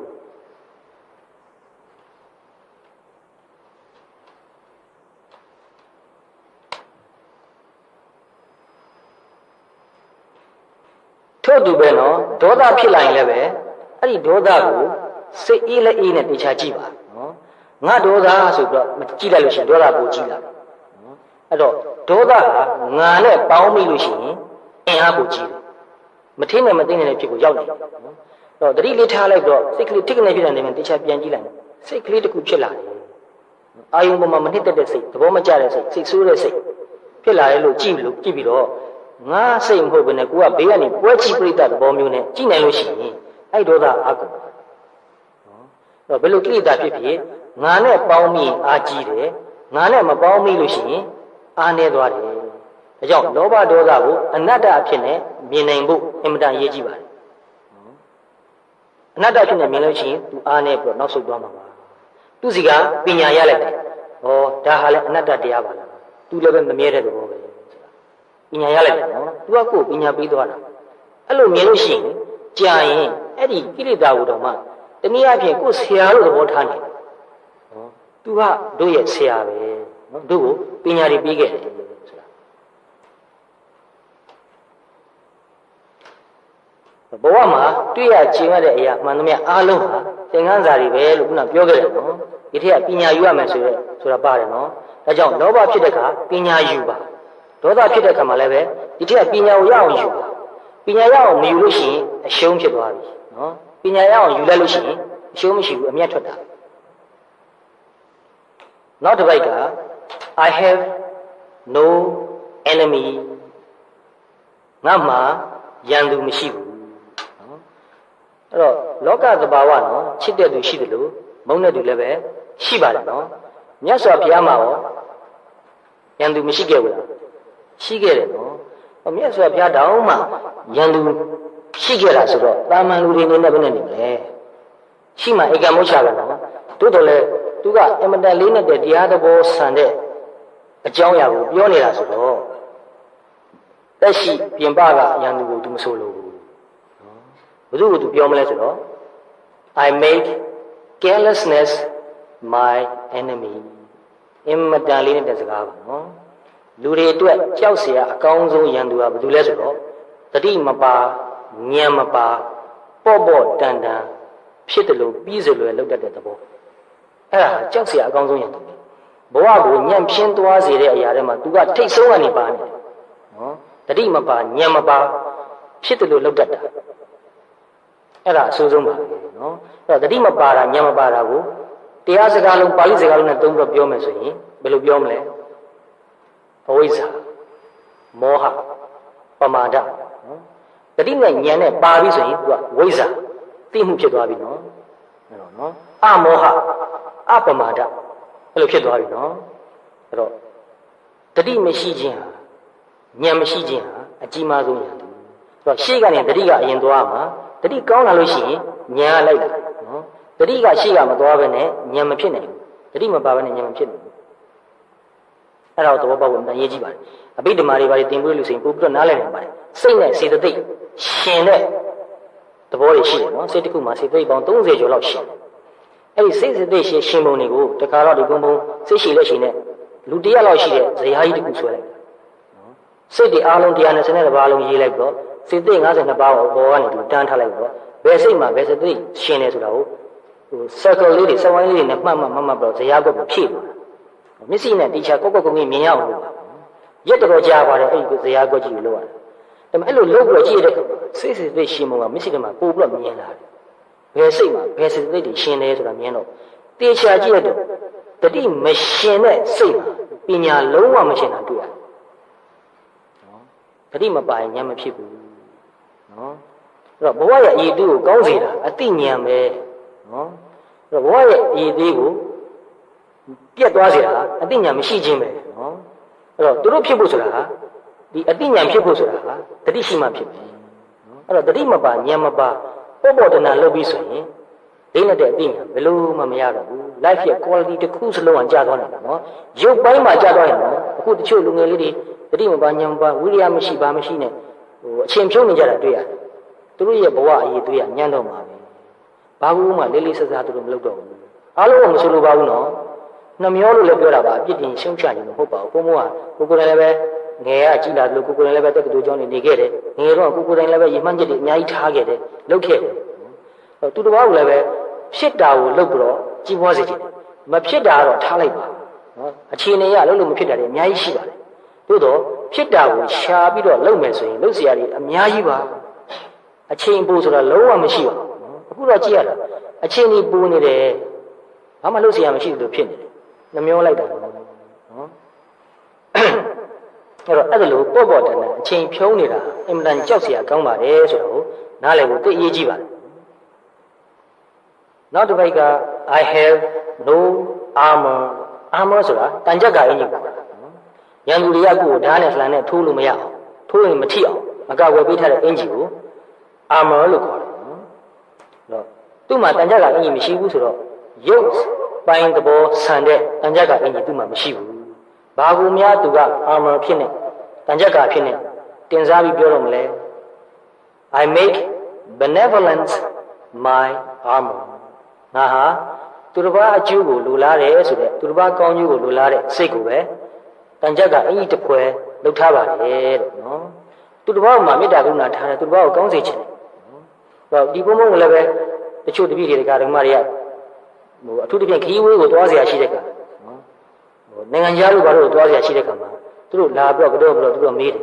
အန္တရာယ်ကင်းအောင်ဘာလို့ဆောင်ရမလဲနော်ဘယ်လိုလုပ်ရမလဲမေးတယ်နော်ရုပ်ဝတ္ထုဖြစ်နေဆောင်ထားเสียတော့ပေးเสียဘုံဘုံမှာဘာမှမရှိပါဘူးဒီဘုံဘုံရဲ့သဘောထားကပြင်ပဘယ်ဟာမှအာမကိုအကူကြီးလိုတဲ့ခါမိတ်ဆွေကြီးရတာအကူကြီးယူတယ်နော်စိတ်ပိုင်းဆိုင်ရာ psychologically dependent ဘာမှမဖြစ် physically တော့ dependent ဖြစ်တယ်နော်ဒီ dependent ဖြစ်တာတစ်မျိုးကိုခွဲခြားတော့နားလည်ဖို့အရေးကြီးတယ်နော်ရုပ်ပိုင်းအဖြစ်ကိုယ်မှလိုအပ်တာကိုသူသားကကိုကြီးတဲ့ထောက်ပံ့တယ်နေမကောင်းဖြစ်တဲ့ကပြုစုပေးတယ်ဒါတော့လိုအပ်ပါတယ်နော်ဒါပေမဲ့စိတ်ပိုင်းအဖြစ်တော့ဘယ်သူမှအားကိုးမှုမရှိဘူးဘယ်သူမှ dependent ဖြစ်တာမရှိဘူးအဲ့ဒီ independent ဖြစ်တာကိုပဲငယ်တဲ့အမှန်တန်နှစ်သက်တဲ့သဘောကျတယ်နော်ဘုရားဟောလို့မှရှိတယ်အတ္တဟိအတ္တနောနာထောမိမိတည်တာရင်မိမိအတွက်ကိုယ်ကိုယ်ရအားထားရဆိုတဲ့စကားကိုအင်မတန်လေးလေးနက်နက်အင်မတန်နှစ်နှစ်ချက်ချက်ရင်ထဲမှာသိမ့်ပိုက်ထားတယ်ဒီတိုင်းပဲနေတာပဲနော်အဲ့တော့တပည့်တွေကအဲ့လိုပဲခီးဝေးကိုသွားမယ်ခါမျိုးမှာဘာများအန္တရာယ်ကင်းအောင်လုပ်ရမလဲလို့လာမေးတဲ့ဘုံဘုံပြောလို့ရှိတာကတော့တတိနဲ့မေတ္တာကိုဆောင်ထားပါအမြဲတမ်းကိုယ်နဲ့မကွာထားပါတတိနဲ့မေတ္တာနော်ဒီတတိဆိုတာမှလည်းပဲသူကအစစ်အမျိုးမျိုးသူ့အတိတ်တွေကိုစဉ်းစားလို့ရတယ်နော်လောကီသွားရေးလာရေးမှာတတိထားဖို့လေဒါလည်းပါပါတယ်နော်ကိုယ်ခန္ဓာမှာဖြစ်နေတာကိုယ်စိတ်မှာဖြစ်နေတာကိုသိဖို့ဒါလည်းပဲတတိထုတ်ဆိုတာမှပါတယ်နော်ဒီနှစ်ခုစလုံးကိုဆိုလိုတာပါတော့သူတစ်ပါးပေါ်မှာတကယ်အကျိုးကိုလိုလားတဲ့နူးညံ့တဲ့စိတ်ကိုထားပါကိုကတကယ်ကိုရိုးရိုးသားသားဖြူဖြူစင်စင်မေတ္တာစိတ်ကိုထားနိုင်မယ်ဆိုရင်တော်တော်များများလူတွေကကိုယ်မှာမေတ္တာကရုဏာပို့ပြီးထားလာတာတွေ့ရတယ်တခါတလေကိုယ်ကိုရန်လုပ်ချင်တဲ့လူမှာစိတ်ပြေသွားတယ်ညံမလုပ်တော့ဘူးနော်အဲ့တော့ဘုံဘုံတို့လည်းပဲနေရာအနှံ့ပြားကိုရောက်တယ်တွားတယ်တချို့တခါတလေအင်မတန်ခေါင်းနဲ့တောတွေတောင်ထဲမှာလည်းနေခဲ့ရဘူးပါတယ်အန္တရာယ်ရှိတဲ့နေရာတွေမှာနေခဲ့ရပြီနဲ့ဘာအန္တရာယ်မှတစ်ခါမှမကြုံခဲ့ရဘူးပါနော်တော့ကိုယ်ကိုချစ်တဲ့ခင်တဲ့သူတွေများရှိရင်နော်ကိုယ်ကလည်းသူတို့ပေါ်မှာချစ်ခင်မှုမေတ္တာကရုဏာကိုတကယ်ထားနိုင်မယ်ဆိုရင်ပို့ပြီးတော့လုံခြုံပါတယ်မေတ္တာကတကယ်လုံပါတယ်နော်တန်ကြကာအင်ကြီးဘလောက်ပဲဝတ်ထားသူက24နိုင်လုံးတော့ဝတ်မထားနိုင်ပါဘူးနော်အလစ်မှာရန်သူကလုံမယ်ဆိုရင်ခါမှာပါပဲနော်သို့တော်လည်းပဲမေတ္တာထားရင်တော့အန္တရာယ်ကင်းတယ်လုံခြုံတယ်ဆိုတာမှန်တယ်နော်တတိမဲ့နေမယ်ဆိုရင်လည်းပဲ အန္တရာယ်တော်တော်များများကင်းပါတယ်လုံခြုံနေဆိုတာမှန်တယ်နော်တို့တော့မြတ်စွာဘုရားကရန်သူကင်းတယ်လားမကင်းဘူးနော်ဖြစ်နိုင်သေးတယ်နော်အမတန်ကိုကလောက်ခဲ့တဲ့အကုသိုလ်ဝကြွေးရှိခဲ့ရင်ပေါ့နော်အဲ့လိုဆိုရင်တော့ခံရမယ်ဆိုရင်လည်းပဲမတတ်နိုင်ဘူးခံလိုက်ဖို့ပဲနော်တကယ်တတိမမေတ္တာနဲ့နေမယ်ဆိုရင်တော့တုံးတောင်းအန္တရာယ်မဖြစ်ပါဘူးဒါကြောင့်ကိုယ်မေတ္တာကိုပဲလုံခြုံတဲ့တန်ကြပ်ကအင်ကြီးလိုသဘောထားပြီးတော့ကိုယ့်ရဲ့ပတ်ဝန်းကျင်မှာကိုယ့်ရဲ့မေတ္တာကိုကပဲ feel သဘောမျိုးအနေနဲ့နေမယ်ဆိုရင်တမျိုးခံစားရပါလိမ့်မယ်အဲ့ဒါလည်းစဉ်းစားစေချင်နော်စိတ်ဖြစ်လာရင်စိတ်မှလည်း feel ဆိုတာရှိတယ်နော်အဲသဘောပေါက်နိုင်တယ်တရားထုတ်လို့ဆိုပိုသဘောပေါက်တယ်တချို့ဆရာတော်ကြီးတွေစိတ်အင်မတန်ကြည်လင်အေးချမ်းပြီးတော့တမာတိအင်မတန်ကောင်းတယ်နော်သူတို့အနာကိုရောက်သွားရင်ကိုယ်စိတ်ကလည်းပဲအေးချမ်းပြီးတော့ငြိမ်သွားတာမျိုးခံစားဘူးခဏခဏခံစားရဘူးပါဘာလို့လဲဆိုတော့သူတို့ရဲ့မေတ္တာ feel နော်သူတို့ရဲ့တမာတိသူတို့ရဲ့အေးချမ်းမှု feel တဲ့ကိုသူတို့ရဲ့စက်ကွင်းတဲ့ကိုရောက်သွားတာနော်တန်လိုက်စက်ကွင်းလို့ပါပဲနော်အဲ့လိုပဲကိုကမေတ္တာကိုပွားနေမယ်ဆိုရင်ကိုယ်စိတ်ထဲမှာတကယ်မေတ္တာစိတ်တွေဖြစ်နေမယ်ဆိုရင်ကိုယ်ခန္ဓာကိုယ်မှာပတ်ဝန်းကျင်မှာကိုပဲမေတ္တာ feel တာဖြစ်နိုင်တယ်အဲ့ဒီထက်မှနေရရင်စိတ်ကလည်းလုံခြုံအေးချမ်းနော်နောက်တစ်ပိုက်က I have no castle ငါမှာရဲတိုက်ကြီးမရှိပါဘူးရဲတိုက်ကြီးဆိုတာထူထဲခိုင်ခန့်တဲ့အဆောက်အဦကြီးကိုခေါ်တာရန်သူတွေကျူးကျော်ပြီးတော့ဝင်ရောက်လာလို့မရအောင်ခိုင်ခိုင်မာမာဆောက်ထားတဲ့အဆောက်အဦကြီးကိုခေါ်တာရှေးတုန်းကဆောက်ထားတဲ့ရဲတိုက်ကြီးတွေမြင်မှုမှာပါအင်မတန်ဒုကောင်းတလန်လောက်ဒုရှိရှိနော်တကားပေါက်တွေကိုတန်တကားကြီးတွေတတ်ထားတယ်အောက်ဆုံးမှာဆိုရင်တကားကတပေါက်တည်းရှိတယ်ဟိုအထက်မှာဆိုရင်တော့ပတင်းပေါက်လေးတွေတူတူလေးတွေပဲနည်းနည်းပဲရှိတယ်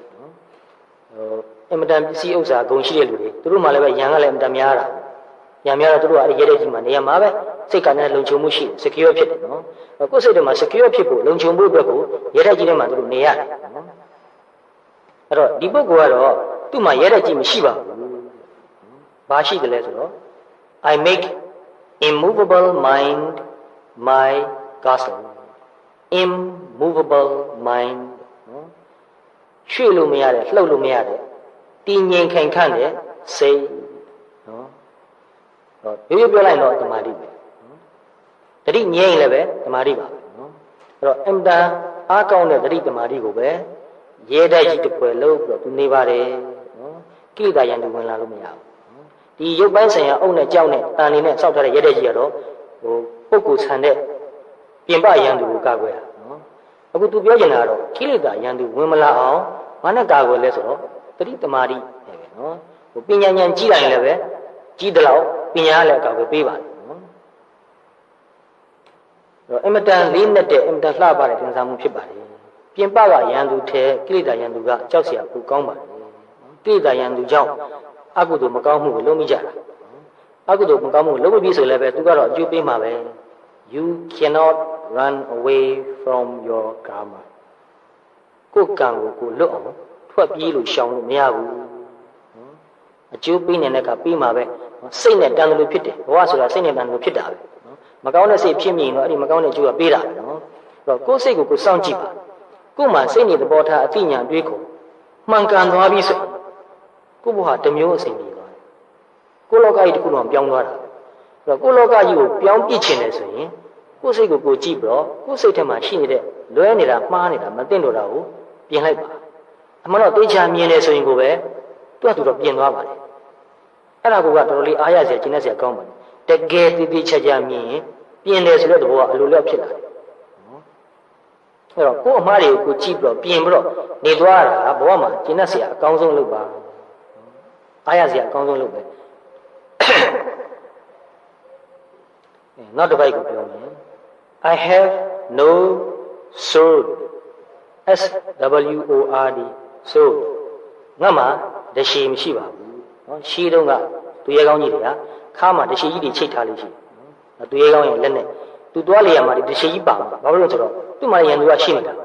ရန်သူလာပြီဆိုရင်ကိုရန်သူမှလည်းတရှိပါမှာပဲအဲ့တော့သူ့တရှိကြီးသူထုတ်တော့ပြန်တိုက်ခိုက်မယ်သူ့ကိုသူကာကွယ်မယ်နော်ရန်သူလည်းပဲသူတပ်ပစ်တယ်အဲ့တော့သူ့မှာတော့အဲ့လိုရုပ်ပိုင်းဆန်တဲ့တရှိကြီးမရှိပါဘူးဘာရှိတယ်လဲဆိုတော့ I make absence of self my soul ငါဟာအတ္တမရှိခြင်းကိုပဲ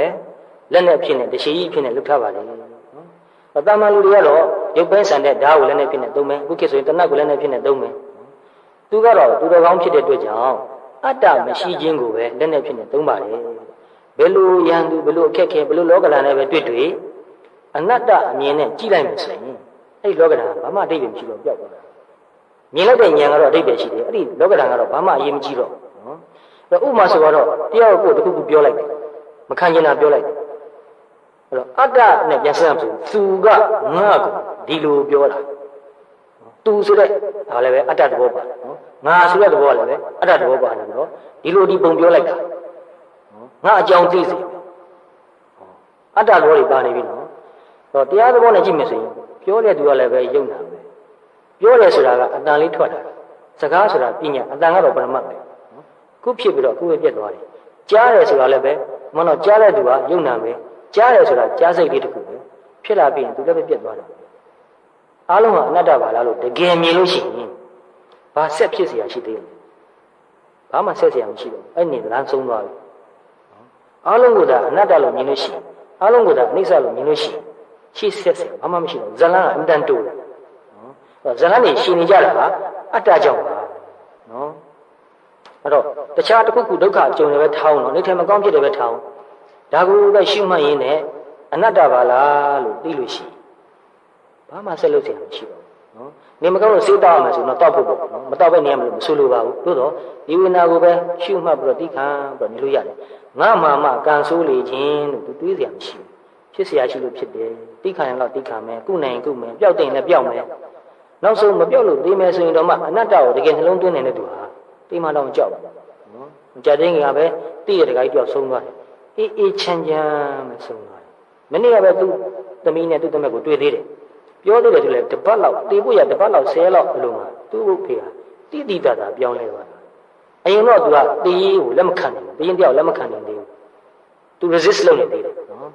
အဲ့ဒီဘက်ကျတော့ तू သိလာတယ်မရတော့ဘူးဆိုတော့ तू သိတယ်ငါတို့လည်းပဲတရားကိုနည်းနည်းပါးအားထုတ်ခဲ့တယ်သူဆိုတော့အားထုတ်တဲ့အလေးချိန်ကလည်းရှိနေတော့အဲ့ဒါကိုလက်ခံလိုက်ပြီးတဲ့နောက်မှာ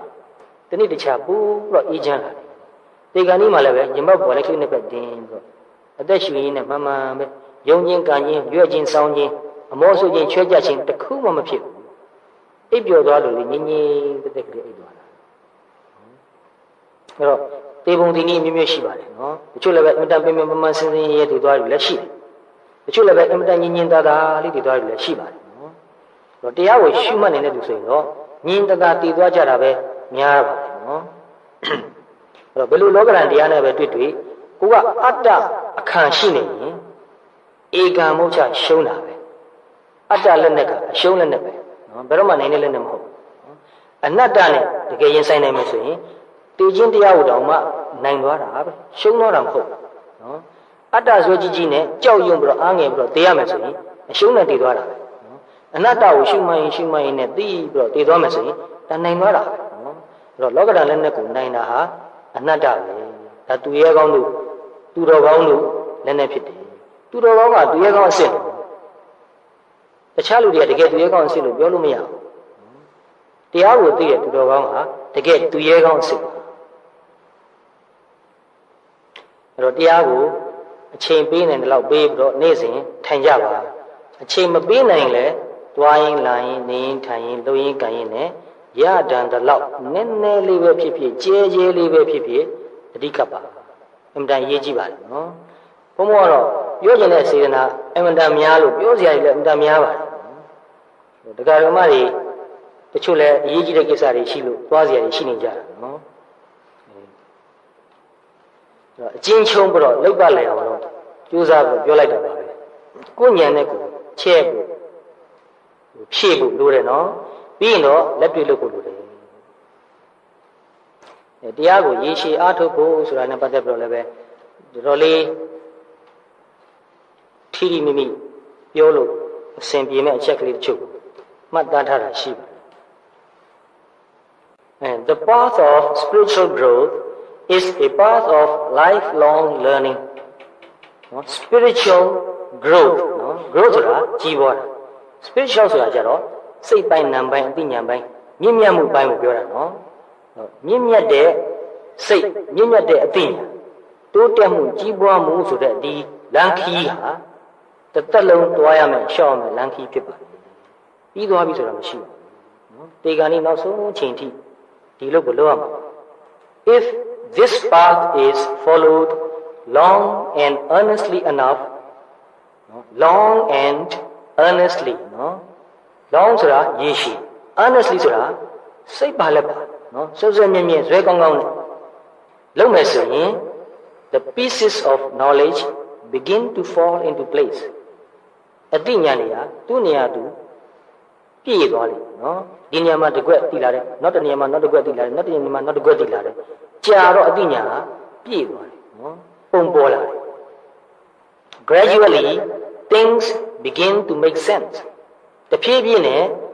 ဘယ်လိုအကြောင်းကြောင့်ဘယ်လိုအကျိုးတွေဖြစ်နေတယ်ဆိုတာရှင်းသွားတယ်နော် make sense ဆိုတာအကြောင်းအကျိုးကိုသဘောပေါက်တာကို make sense လို့ပြောတယ်နော်အကြောင်းအကျိုးမရှိရင်ဒါ meaningless senseless လို့ပြောမှာအဲ့တော့ဘယ်ကိစ္စဘာကြောင့်ဖြစ်တယ်ဘယ်လိုလုပ်ရင်ဘယ်လိုဖြစ်မယ်ဆိုတာတဖြည်းဖြည်းမြင်လာတယ်အဲ့တော့ဒီတရားနဲ့ပတ်သက်တဲ့ယုတ်တရားနံတရားအကြောင်းအကျိုးတရားတွေကိုတကယ်နည်းနည်းသိမြင်လာတဲ့လူဟာလောကီရေးနဲ့ပတ်သက်တဲ့ကိစ္စမှာလည်းကြည့်လိုက်လို့ရှိရင်နော်ဒီဘက်လိုက်မှုမရှိတဲ့အင်မတန်တည်ငြိမ်အေးစေးတဲ့လေးနက်တဲ့စိတ်နဲ့လောကီကိစ္စကိုကြည့်လိုက်ရင်တော့ဘယ်အကြောင်းကြောင့်ဘယ်အကျိုးဖြစ်တယ်ဆိုတာအတော်တန်တော့မြင်ပါတယ်နော်လူတိုင်းလို့တော့မဆိုလို့ဘုံဘုံကတော့လောကီကိစ္စကိုလည်းစိတ်ဝင်စားပါတယ်နော်အရေးကြီးမှန်းသိတယ်လေ့လာတယ်ကျုံတဲ့ခါမှာလည်းပဲပြောချင်တယ်ပြောချင်တော့တချို့လောကီရေးမှာဖြစ်နေတာတွေမြင်တယ်ဘယ်အကြောင်းကြောင့်ဘယ်လိုဖြစ်တယ်ဒီပြဿနာပြေလုံး source ကဘယ်ဟာစပြဿနာရဲ့အရင်းခံကဘယ်ဟာဆိုတာနည်းနည်းရေးမိတယ်နော်ကိုယ့်ဘဝနဲ့ပတ်သက်တယ်လည်းဒီလိုပါပဲကောင်းကောင်းဆူဆူဖြစ်ခဲ့တာတွေကိုသိချာကြည့်တဲ့ခါမှာဘယ်လိုအကြောင်းကြောင့်ဘယ်လိုအကျိုးတွေဖြစ်တယ်ဆိုတာကိုမြင်တယ်နော်ဒီလိုမြင်တဲ့နေရာမှာအပိုင်းနှစ်ပိုင်းရှိပါတယ်သမုဒိတစ္ဆာအပိုင်းနဲ့မြင်တာလည်းရှိတယ်လို့ပရမတ္ထတစ္ဆာနဲ့လည်းအကြောင်းကျမြင်တာလည်းပဲရှိတယ်နော်သမုဒိတစ္ဆာအပိုင်းမှာလည်းပဲအကြောင်းမှန်အကျိုးမှန်ကိုမြင်ဖို့အင်မတန်အရေးကြီးပါတယ်နော်တယောက်နဲ့တယောက်ပြောရဆိုရဆက်ဆံရတာခါဒါတွေအားလုံးသမုဒိတွေဒီနေရာမှာအကြောင်းမှန်အကျိုးမှန်ကိုမြင်လို့ရှိရင်ဘုရားအစဉ်ပြောင်းနေလို့ရတယ်အကြောင်းမှအကျိုးမှမမြင်လို့ရှိရင်တော့ပြဿနာဆိုးနိုင်မှာမဟုတ်တော့ဒါကြောင့်တရားကိုသိတယ်လို့သူ့ဘဝရှင်းတယ်ရှုပ်เสียမရှိဘူးပြဿနာဖြစ်လာရင်ပုဂ္ဂိုလ်ဘက်မလိုက်ပဲနဲ့ဓမ္မဘက်ကိုပဲလိုက်ပြီးတော့အကောင်းဆုံးဖြစ်အောင်ဖြေရှင်းလိုက်တာရှင်းတယ်သူ့ဘဝနော်အဲ့တော့အသိဉာဏ်ရှင်းရင်စိတ်ရှင်းလို့ရှိရင်ဘဝရှင်းပါတယ်အသိဉာဏ်ကမရှင်းဘူးစိတ်ကမရှင်းဘူးဆိုရင်ဘဝကလည်းမရှင်းဘူးရှုပ်နေမှာ Gradually it is possible for us to come to a deeper understanding of what our existence is all about. Existence ဆိုတာဘဝကိုပြောတာဘဝတန်တရားကိုလည်းပြောလို့ရတယ်အဲ့တော့ဒီဘဝတန်တရားကြီးဟာဘာအကြောင်းဖြစ်နေတယ်လဲဘယ်လိုအကြောင်းကျိုးနေဖြစ်နေဆိုတာပို့ပြီးတော့မြင်လာအဲ့တော့စိုးစိုးလုံးကပြောတဲ့မှာဒီလူဝင်စားနဲ့ပတ်သက်တဲ့နည်းနည်းပါးပါးပြောခဲ့တယ်နော်တရားအမြင်ကိုရတဲ့လူဒီတခဏစာကိုမတွေးတော့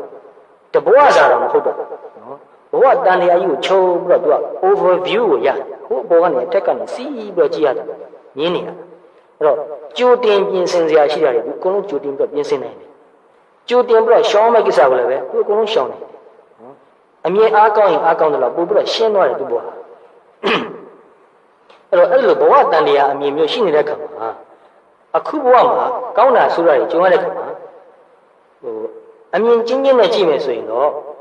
တချို့ကိစ္စတွေကနားလည်းမလဲဘူးလက်လည်းမခံနိုင်ဘူးပို့ပြီးတော့စိတ်ထဲမှာခံစားချက်ပြင်းပြလာနော်ဖြစ်ရလေချင်းကန်ဆိုးလေချင်းဆိုတော့အမြင်ရှင်းတဲ့လူဆိုရင်တော့ဒါဖြစ်เสียဘယ်လိုအကြောင်းရှိလို့ဖြစ်လာတာဆိုတာသိပြီးတော့ခံစရာရှိရင်လည်းပဲအေးအေးဆေးဆေးခံတယ်နော်တချို့လောကဓာတ်တွေကရှောင်လို့မရဘူးအသိဉာဏ်နဲ့သိပြီးတော့ခံယုံမဲ့ရှိတယ်နော်တချို့လောကဓာတ်တွေကတော့ဉာဏ်ရှိရင်ရှိသလောက်ရှောင်လို့ရပါတယ်နော်အဲ့တော့ရှောင်လို့ရသလောက်ကိုဉာဏ်လေးနဲ့ကြည့်ပြီးတော့သိပြီးတော့ရှောင်တာပဲရှောင်လို့မရတာကြတော့ why me လို့မပြောငါကြမှာဘာဖြစ်လို့ဒီလိုဖြစ်ရတာလဲလို့အဲ့လို self pity ဖြစ်နေတော့နော် why not me လို့ပဲပြောတော့ငါလုပ်ဖြစ်လို့ခါရတာပဲခန္ဓာရင်ရှိသွားတယ်နော်အဲ့ဒါလို့တည်ခြင်းကြောင့်ပဲခန္ဓာရင်ပူရှိလာလို့သူ့မှာရင့်ကျက်မှုလည်းမျိုးရှိလာတယ်စိတ်အေးချမ်းမှုလည်းရှိတယ်နော်ကိုယ်မှာဆင်းရဲမှုရှိရင်ရှိပေမဲ့စိတ်ဆင်းရဲမှုတိတ်မရှိဘူးမသိဘူးစံတော်နဲ့ရဟန်းပြလို့ကြတာရှိတယ်မှန်ပြလို့ကြတယ်ရှိတယ်တခါလေကိစ္စတစ်ခုကိုဒါကိုလှုပ်ချင်တယ်ဆိုပြီးတော့လှုပ်တယ်နော် လုပ်ပြီးလို့တော်တော်လေးကြာတဲ့ခါကျမှမလုပ်ချင်တော့ဘူးတခုခုကိုလိုချင်တယ်ဆိုပြီးရအောင်ရှာတယ်ရပြီးကမှမလိုချင်တော့ပြန်အဲ့လိုဖြစ်တာတွေအင်မတန်များပါနော်ဒါတော့ကိုယ့်ဘဝကိုစောင့်ကြည့်တွေ့ပါဘုံဘုံကိုယ်တိုင်လည်းပဲလိုချင်လို့အချိန်တွေနှစ်တွေအများကြီးကုန်ခံပြီးတော့လူပင်ပန်းခံပြီးတော့အများကြီးလုပ်ခဲ့ရရှိတယ်တကယ်ရတဲ့ခါကျမှငါလိုချင်တာဒါမဟုတ်ဘူးလို့သွားသိတယ်အဲ့တော့အချိန်တွေအများကြီးကုန်ခဲ့ပြီအင်အားတွေအများကြီးကုန်ခဲ့ပြီအဲ့တော့စံတဝဝနေကြတာအမှန်များပါလေဒီတရားထုတ်လာလို့ကြတော့အဲ့လိုမဟုတ်တော့ဘူးနော်ကိုတစ်ခုကိုလုပ်မယ်ဆိုကိုယ်စိတ်ကိုပြန်ကြည့်ရင်သိတယ်ငါဒါကိုဘာဖြစ်လို့လုပ်ချင်တာလဲတခုလိုချင်တယ်ဆိုကိုယ်စိတ်ကိုပြန်ကြည့်ရင်သိတယ်တကယ်လိုချင်တာဟုတ်ရဲ့လားကောင်းကောင်းသိနော်အဲ့တော့လှုပ်တင်တာဆိုရင်လှုပ်တယ်မလှုပ်တင်တာဆိုရင်မလှုပ်ဘူးအဲ့တော့လှုပ်ဖြစ်နေတာကိုလှုပ်တယ်မဖြစ်နေတာကိုလှုပ်နော်အဲ့တော့မဖြစ်နေတာကြီးကိုဖြစ်ချင်သောအားကြီးပြီးတော့တချို့တိတ်ကြိုးစားတယ်ဖြစ်မလာတဲ့အခါကျတော့စိတ်ပြက်တယ်စိတ်ညစ်တယ်အချိန်တွေကုန်တယ်ငွေတွေကုန်တယ်အင်အားတွေကုန်တယ်နော်အဲ့တော့တရားကိုသိတဲ့လူကမဖြစ်နိုင်တာကိုလည်းမဖြစ်နိုင်မှန်းသိတယ်နော်ဖြစ်နိုင်တာကိုလည်းဖြစ်နိုင်မှန်းသိတယ်အဲ့တော့ဖြစ်နိုင်တာကိုဖြစ်နိုင်မှန်းသိပြီးတော့တကယ်ကြိုးစားတော့ဖြစ်တာပဲများပါတယ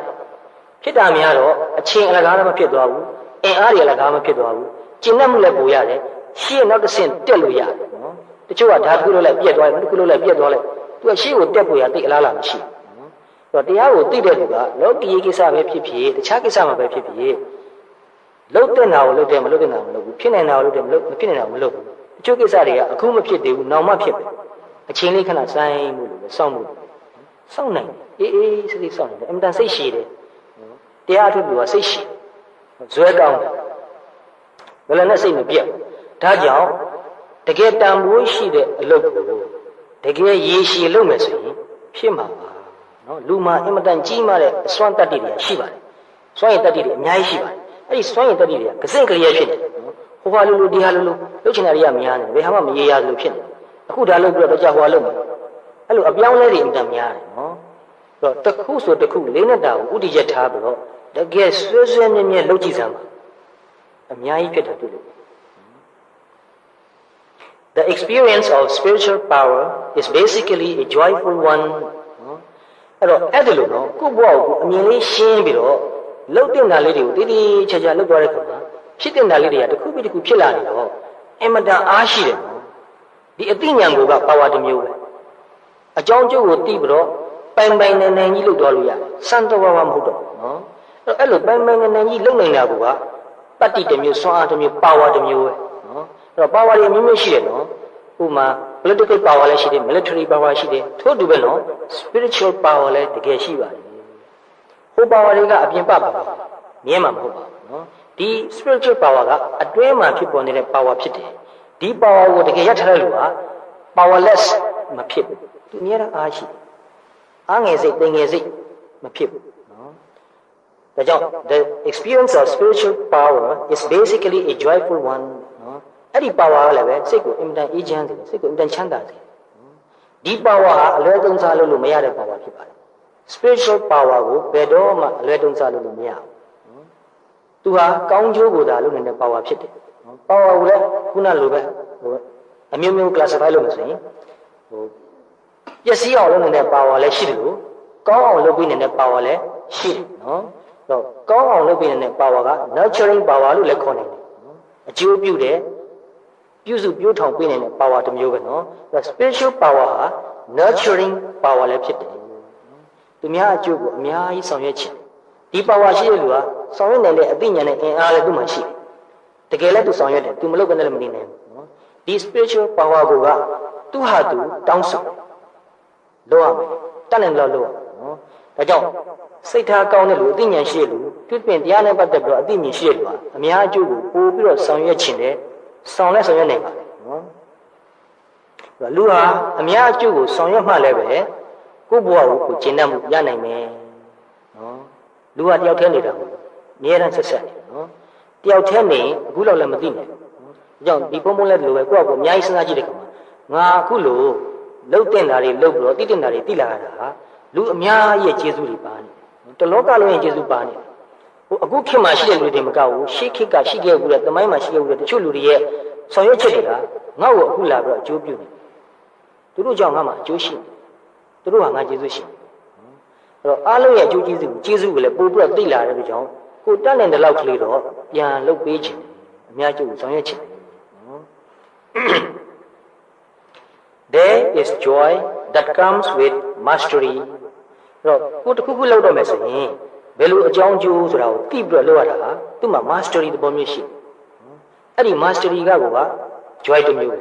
စိတ်မှာတစ်မျိုးကြည်လင်မှုရှိတယ်ချမ်းသာမှုရှိတယ် Indeed there is no greater satisfaction than that of being an expert of really knowing what we are doing ကိုဘာလုပ်နေတယ်ဆိုတာကိုတကယ်ပိုင်နိုင်သေသေးချာချာသိရတာလောက်စိတ်ချမ်းသာစရာကောင်းတာလည်းမရှိတော့ဘူးနော်စံတော်ဝါလို့ရတာတော်ပင်ပန်းပါနော် Those who have grown the most spiritually are those who are experts in living. Those who have grown the most spiritually. မြင့်မြတ်တဲ့စိတ်ဓာတ်ပိုင်းအသိဉာဏ်ပိုင်းမှာအမြင့်ဆုံးရည်ကျက်မှုကြီးပွားမှုကိုရနေတဲ့လူတွေဟာဘဝကိုဘယ်လိုနေရမလဲဆိုတာကိုတကယ်ကျွမ်းကျင်တဲ့သူဖြစ်တယ်နော် experts in living ဒီစကားလုံးလေးသုံးလုံးတွဲဘုံဘောကဒီသုံးလုံးလေးတွဲလေးကိုအင်မတန်သဘောကျတယ်ငါတို့က expert in living ဖြစ်ပြီလားဘဝကိုဘယ်လိုနေသွားရမလဲဆိုတာတကယ်သိတယ်လားဟိုကွန်ပျူတာတွေဘာတွေမှာ expert တွေတော့အများကြီးရှိပါတယ်တခြားနေရာတွေမှာလည်းပဲသူ့ဟာနဲ့သူတော့ expert တွေအများကြီးရှိပါတယ်နော်ဘဝကိုဘယ်လိုနေသွားရမလဲဆိုတာ living ဆိုတာမှာနောက်ဆုံးစက္ကန့်အထိပါတယ်နော်အဲ့ဒီနောက်ဆုံးစက္ကန့်အထိနောက်ဘဝကိုငါဘယ်လိုနေသွားရမလဲဆိုတာကိုငါတကယ်ပိုင်နိုင်သိတဲ့ကျွမ်းကျင်သူဖြစ်ပြီလားစဉ်းစားသင့်တယ်နော်အဲ့ဒါကပိုရေးကြည့်ပါတယ်နေတတ်ဖို့ဒေတတ်ဖို့အမှန်တန်ရေးကြည့်ပါတယ်အဲ့တော့ဒီလိုဖြစ်လာဖို့ဆိုတာဟာတရက်နှစ်ရက်နဲ့မရဘူးနော်တစ်လနှစ်လနဲ့လည်းပဲမရနိုင်ဘူးရေရှည်ဇွဲကောင်းကောင်းနဲ့စေတနာမှန်မှန်တရားတရားမှန်မှန်နဲ့အားထုတ်သွားရမှာတကယ်ရေရှည်အားထုတ်ရင်တော့ခုနပြောသလိုပဲနော် if this path is followed long and earnestly enough တကယ်ရေရှည်တကယ်စိတ်ပါလက်ပါရိုးရိုးသားသားကြိုးစားသွားမယ်ဆိုရင် the pieces of knowledge begin to fall into place ဖြစ်လာပါလိမ့်မယ်။အဲပုံမှန်တော့နားကျင်ပြီနော်။အားရပါရပဲပြောလိုက်ရတာစိတ်ထဲမှာတော့တော်တော်ပဲကျဉ်တ်ပါတယ်။ပြောခွင့်ရတာကိုပဲပြောလိုက်ရတာကိုပဲအင်မတန်ကျဉ်တ်ပါတယ်